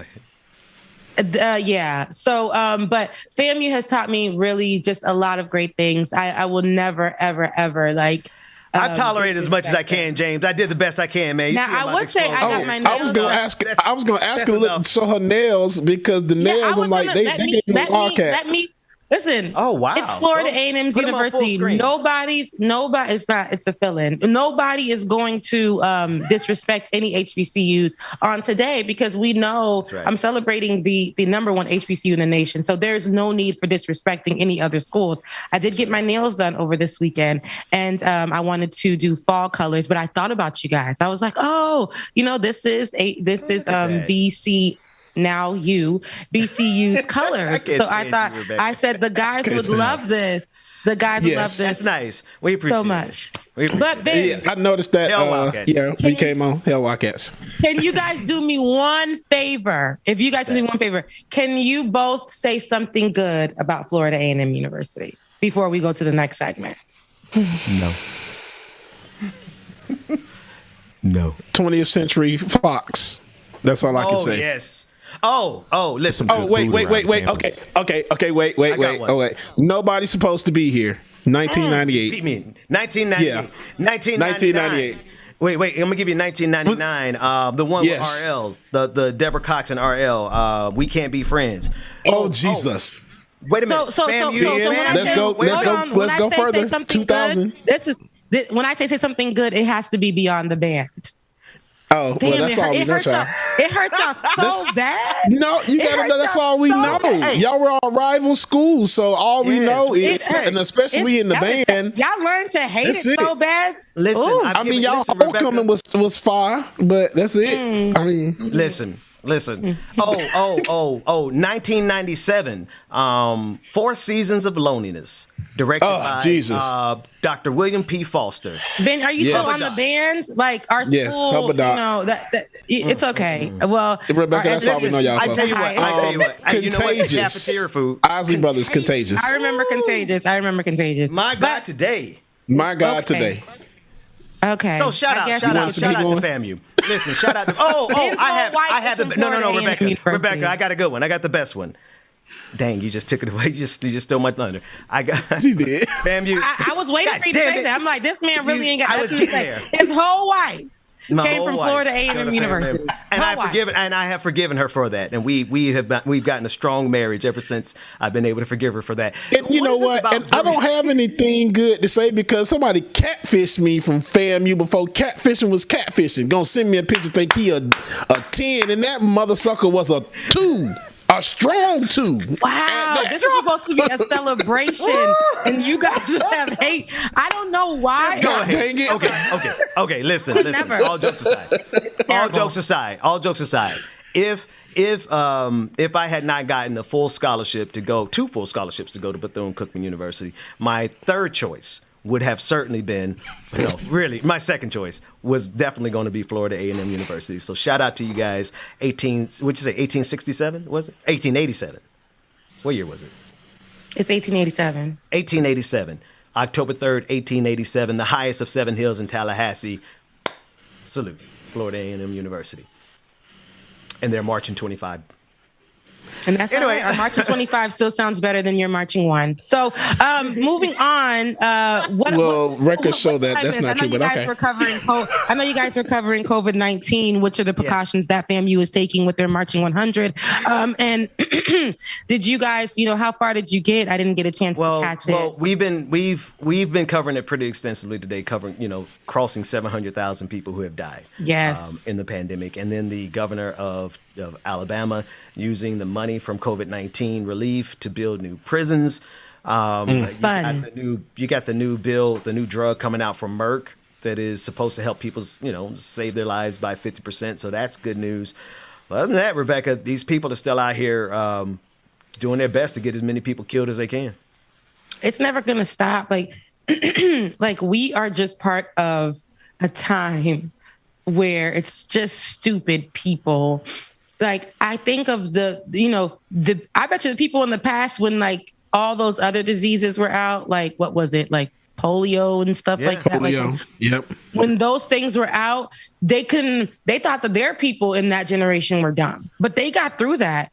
I don't think they could imagine how we would just take it just backwards and really take the torch and do nothing, like literally. And I see people, and I'm happy for the people who are taking precautions. I'm happy for the people who are, getting vaccinated. And if you're not getting vaccinated, you're staying home and you're watching and seeing, or whatever the reason you may be. But those who are a part of the issue, who are stepping out of their homes, thinking that that's their American right, who are not masking up, who are going around family and friends. Unfortunately, to those who are considered, and they're still using these words, essential workers, to collect money inside of a building that you don't even have to be in. That's right.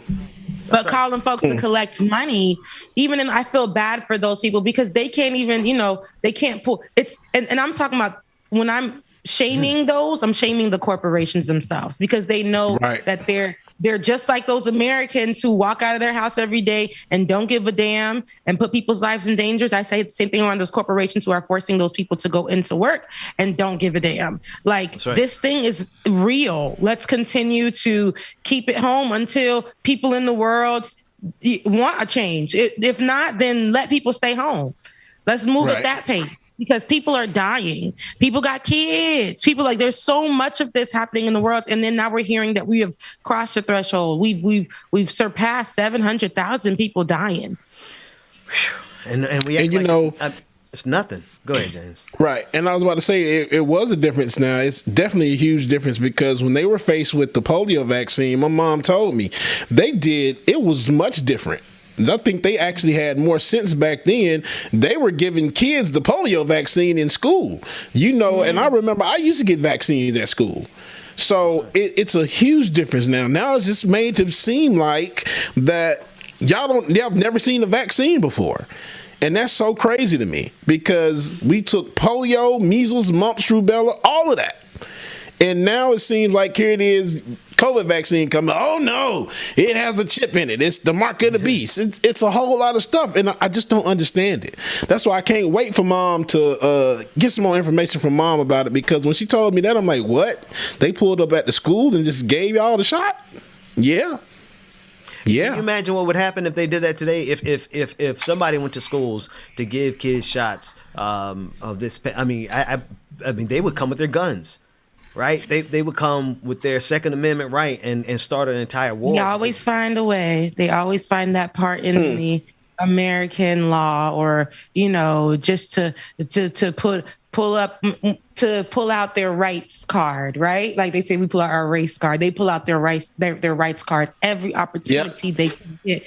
And it doesn't matter. It could be the side that they were on before the pandemic, but after the pandemic, they switched sides because now it wasn't representing the American way all of a sudden, right? So now we got to stay masked up. It's ridiculous, because if it's not until it's their child. And even then, they will still stick to that red, white, and blue theory of this is our rights, and I get to carry a gun until your child's life is taken, right? I get to not wear masks until your child has COVID. But we've seen, even with those extremists, that they think that they're doing it for America. They are. Do you know how they say, do it for the gram? They're doing it for America. They're doing it for America. And they don't even care if their kids are dead and sick. We saw that. We saw a lady say, I don't care. My kid has like the worst case of COVID. My child has the worst case of COVID. And I will not put her in a mask. I said, what the heck? Can child services come get this lady now? Because this should not be something. We're interviewing her. She's saying she's gonna continue to put her kid's life in danger because she doesn't believe that the mask would save their child's life. But she's still taking her kid out into the streets while she's maskless. These people don't care. They honestly don't care, man. We're gonna be here. We're gonna be in this pandemic for the foreseeable future because, well, I mean, here's the thing. We honestly could be done with this thing. We really could. Like, we could be, but now we're so far going into it.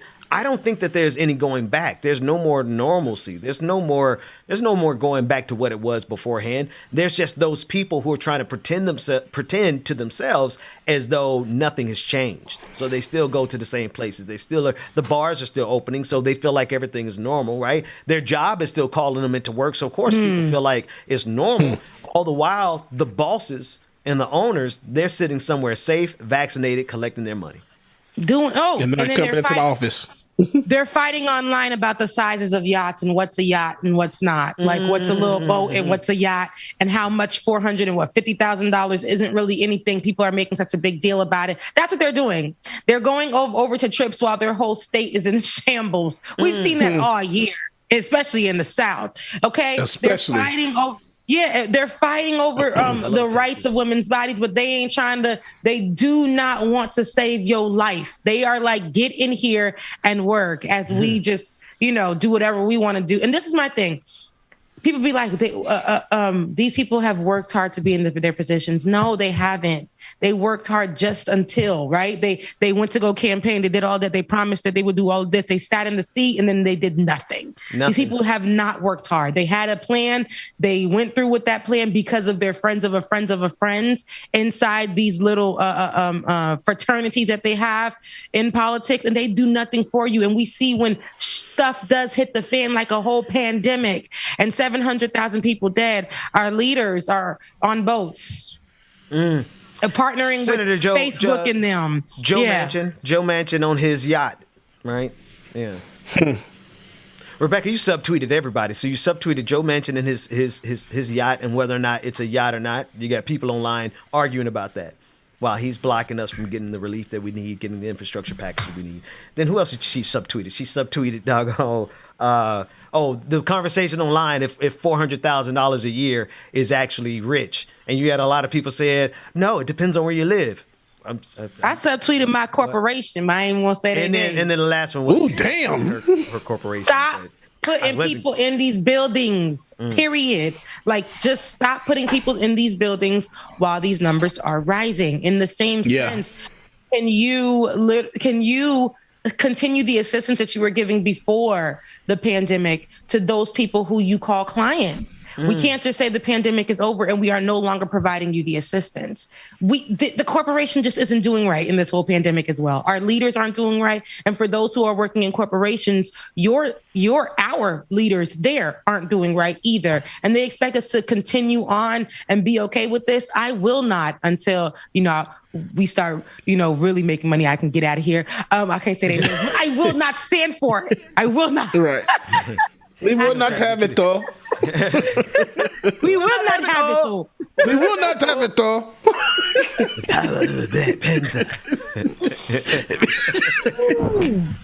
Let's take a look at this. This is A3, Dwayne. I want to pull up this image that Georgia Fort sent to us of a protest in Hawaii, an anti-vax protest. And it's just, how do we win when we're fighting there it is. This the thing. It says, Unvaccinated lives matter. Dang. Child cheese. Shout This out is to all the way Georgia. in Hawaii. Hawaii. You're right. Y'all could be on the beach, social distancing somewhere, and y'all done. How we can't win. The pandemic of stupidity is going to. We're talking about more than another year at this point. Let's just put it into context. But then it's not. For people you're who don't saying, care, they never change their way of life anyway. Huh? Exactly. This is.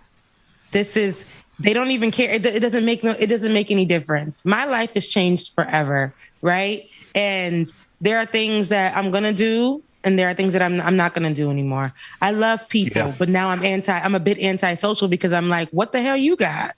It's a lot of people in this room. What the hell he got? Is this a vaccinated only situation, and what are we doing here? These are the questions that I'm asking when I go to the grocery store. If there are ask my sister. We go into a grocery store and it's packed out. I can't shop.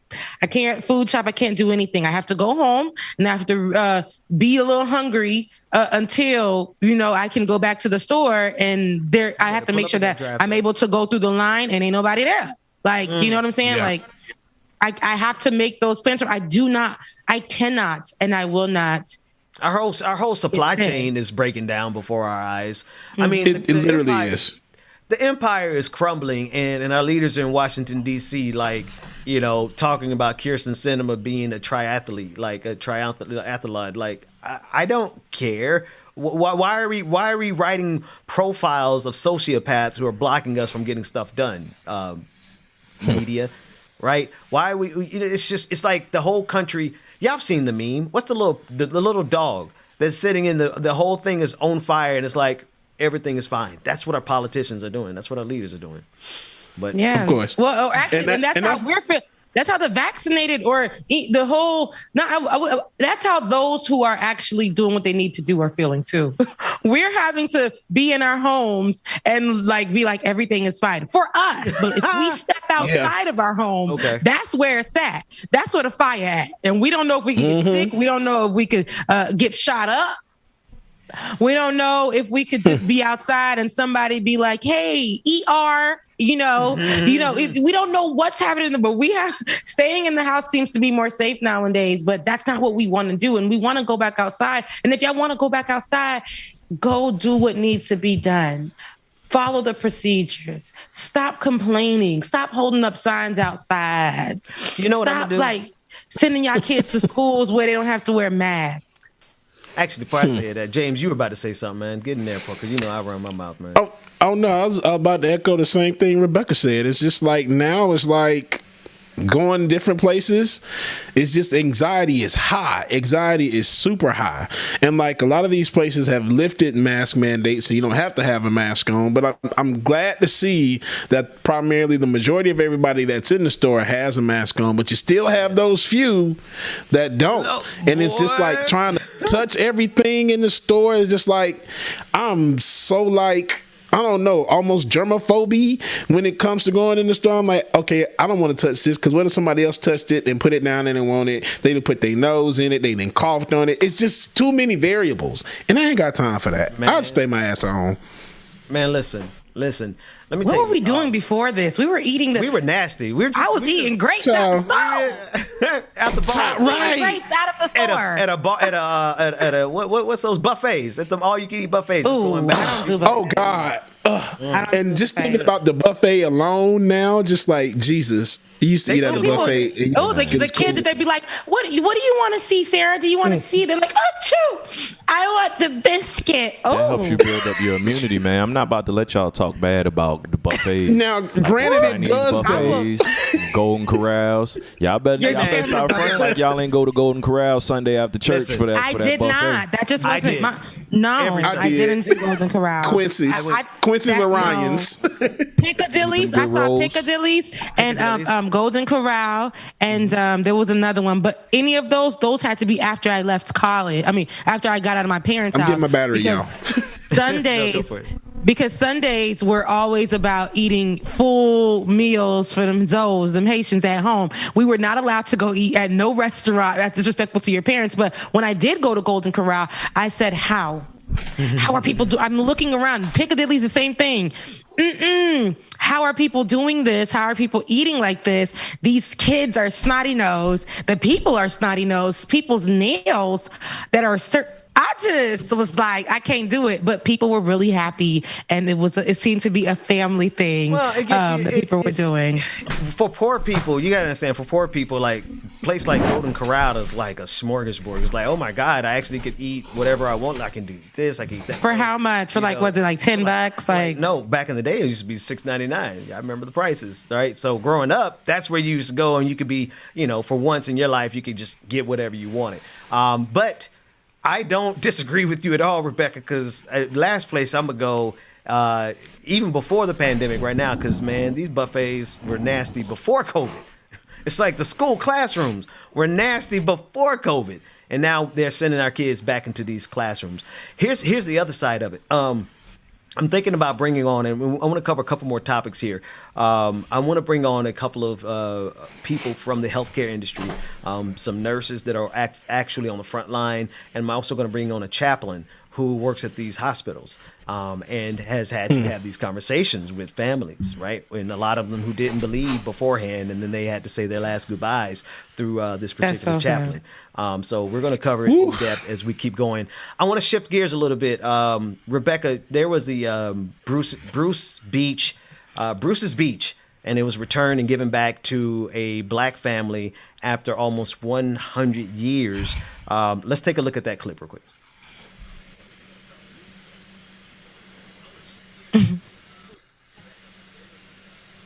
As soon as it's available. So it's been a handshake, nearly a century in the making. California Governor Gavin Newsom returning property taken from a black couple to their family, Bruce's Beach in Southern California. The land was first purchased by Willa and Charles Bruce, a black couple, in 1912, a time when segregation largely restricted beach access for blacks. The Bruces built a lodge, cafe, and even a dance hall, open to all. The resort became an oasis for black families to swim and socialize without being harassed, until the safe haven became a target. Despite all the racial taunts to KKK, the harassment, the burning of their facilities, the taunting and the harassment of their guests, they survived and flourished for 12 years. And it was at that point that the city of Manhattan Beach took it upon themselves to say enough is enough. In 1924, Manhattan Beach officials seized the Bruces' land, citing eminent domain and plans to build a park. The Bruces tried to fight the city to no avail. They received just over $14,500 for their beachfront property. The land remained vacant for 3 decades. Now, almost 100 years later, a reckoning. This property was stolen from the Bruces. We're returning what was stolen, what was rightfully theirs. The state returning the prime real estate to the couple's descendants, who the family says are now scattered throughout the country, some living at or below the poverty line, despite once owning land now valued in the millions. The family has missed out on about 100 years of income that property could have generated. Today, this property is worth somewhere around $75 million. And so certainly a lot of money when you think of prime beachfront real estate over the past 100 years. And what's more is people are talking about the generational wealth that money could have produced, sending someone to medical school or law school if they wanted to go, allowing other entrepreneurs in that family to flourish. What the family has been asking for is an apology from the city. And that is something the city has refused to do. They are putting up a plaque at the site to acknowledge what has happened. They are condemning what has happened, but they will not apologize. And today we heard the governor apologize and say that he was doing that, even though the city has refused. So what happens now with that? I mean, because clearly it looks like it's property and everything there already built there. So what happens now? I would love to know this as well. That's why I was interested in this, because the conversation that started in the social media space when this first came out was, wow, this is great. They're going to, I don't even like to see this. This pisses me off too. Just seeing how it's like, okay, we'll give them money, we'll give them their land back, but we won't really apologize. That's not our thing. Right. Like the city won't apologize. And that sucks because it means a lot, the fact that they said they want an apology. years and years, as we heard this woman who was being interviewed about this stated, years and years and years and decades, they said that they were going to seize the land to build the park, although that wasn't even their land to take. That's right. But because the city said that they will build a park there, and they ended up doing nothing with it. And that's what really upsets me. There has been generations of other Black families who have been flourishing. And I told you guys about that show I was watching, a flourishing wine vineyard, Black wine being produced, and all because a Black man invited the white officials there. They literally set it up for those people to be massacred, stating, "Hey, you heard what that man said. There are more Blacks like this. Basically, we don't want them. They can walk onto land and take it." There was a time where they could walk onto land and just take it from Black people because they didn't want them to be. It's something about seeing them being able to build generational wealth. Yes. Yeah. And being the producers of their own thing. Y'all had whites only beaches. Where are Black people going to come and have a good time at the beach? Okay. A Black owned beach, but it's like they didn't want us to have, and they didn't want us to produce. They didn't want us to create our own. They just didn't want that. Even today, that apology, even though it doesn't right all the wrongs, but so much generation, like there's so much that could have happened in that time.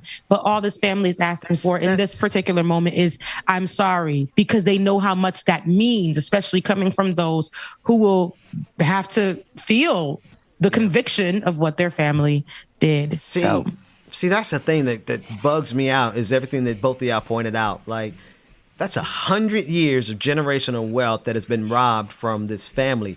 And that means that there are people in this family line who were born and died in poverty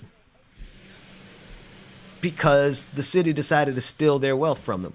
See, they can't nobody in this country tell me about Black people pulling ourselves up by the bootstrap. Can't tell us nothing. We got to finish this conversation in the after party, because boy, this thing got me 38 hot. You can't say nothing to Black people about pulling ourselves up by the bootstrap, because when we did it in Rosewood, y'all ancestors burned it down. When we did it in Tulsa, y'all ancestors burned it down. When we did it across the country, when we did it in, what's the name of the city? Rufus Davis was the mayor. What's the name of that city? Oh, Camilla, Georgia. Camilla, Georgia. He's no longer the mayor, by the way. He didn't win. No, he didn't win. He gave up. Awesome. He gave up that fight. So James said awesome. Listen, we're gonna flip the script. We're gonna go to break, and actually we're gonna go over to the after party. Patreon.com/like it or not. Become a patron. There's a verse. James, can you tease it? Because you were flowing, man. You about to make me dust off my microphone. We're going to play it in full in the after party. Patreon.com/like it or not. That's all I got today, Rebecca. You get the last word, and then James, it's in your hands. Happy birthday to my alma mater, Florida A&M. For those who don't know what an HBCU is, I saw a lot of you guys saying, "Go get back to the news." HBCUs are news. You guys have to understand. A historical Black college and university will always be news. That's another thing that we had to do for us, because we couldn't be educated. Black folks could not be educated at white institutions, yet we were working their property. So in order for us to be educating ourselves, we had to build our own. And the history of even both BCC, BCU, FAMU, FLOMO, a lot of these other universities, HBCUs, they have a lot of history in starting somewhere that we had to get where we had to go. And a lot of times these white institutions across the way or around the area will try to take even our universities from us, or interconnect them or do something. But there's so much history there. So when we talk about HBCUs on this channel, which we will continue to, because we are all three graduates or people who went to HBCUs, that's our history, man. There's a lot of history that goes into that. So there'll be a lot of teachable moments for those who don't know. I love you guys, mean it. I just got to say this, though. Don't come on this. Anyway, I forgot where we are. We'll talk about that in the after party. We'll see y'all next you already know, Ben, because we're going to stay dropping knowledge about our HBCUs, because there's a lot of history there. Because we ain't going to have... we ain't gonna let her feature FAMU this week, and we not feature Bethune-Cookman next week. So that's all right. I'll be. But the difference is, you'll see on next week how I help you guys celebrate. It's just what FAMU does. It's just what we do. Girl, y'all be dogging the hell out of us, girl. See that damn strike. Hey, you know what? Let's all get the booster shot and go to pull up at the Classic with some cameras. Let's go do that. That sounds like a Ben, we never gonna see you. Look, Ben, let's all get the vaccine and be out in the world. Now let's all get the booster. Now let's get the booster shot. We ain't never gonna see Ben. We never gonna see. Well, y'all see me all the time. I just have on a full gas mask. Anyway, we'll talk about this in the after party. DJ exclusive. It's in your hands, man. We'll see everybody tomorrow. This the only piece that y'all get until you come to the after party. Y'all know what time it is. Good morning, y'all. Get your coffee, your tea, your drink, whatever it is you need. It's time for Like It or Not Y'all. 9 a.m. to 10:30. Yeah. That's all y'all get, man. You know I did, Rebecca. Patreon.com/LikeItOrNot or Patreon.com/The BPD Show. Coffee, your tea, your drink, get the remix version today or tomorrow. Wednesday and Thursday. Y'all stay tuned, y'all. We love y'all. We mean it. After we come through. Like it or not, it's starting now. Like it or not, it's going down. Like it or not, this made me think of the Johnson. Do it like it's your day. Oh, Rebecca, it's coming out. It's like we officially arrived, y'all. I'm saying it's hot girls and boys video chats. Oh, Benjamin is coming through. That's my dog, all through and through. Oh, I am your DJ exclusive. No, David, it's just the cheap ass mic. I stay in the chat room. Like it or not, it's going down. Like it or not, this is about to go down. Y'all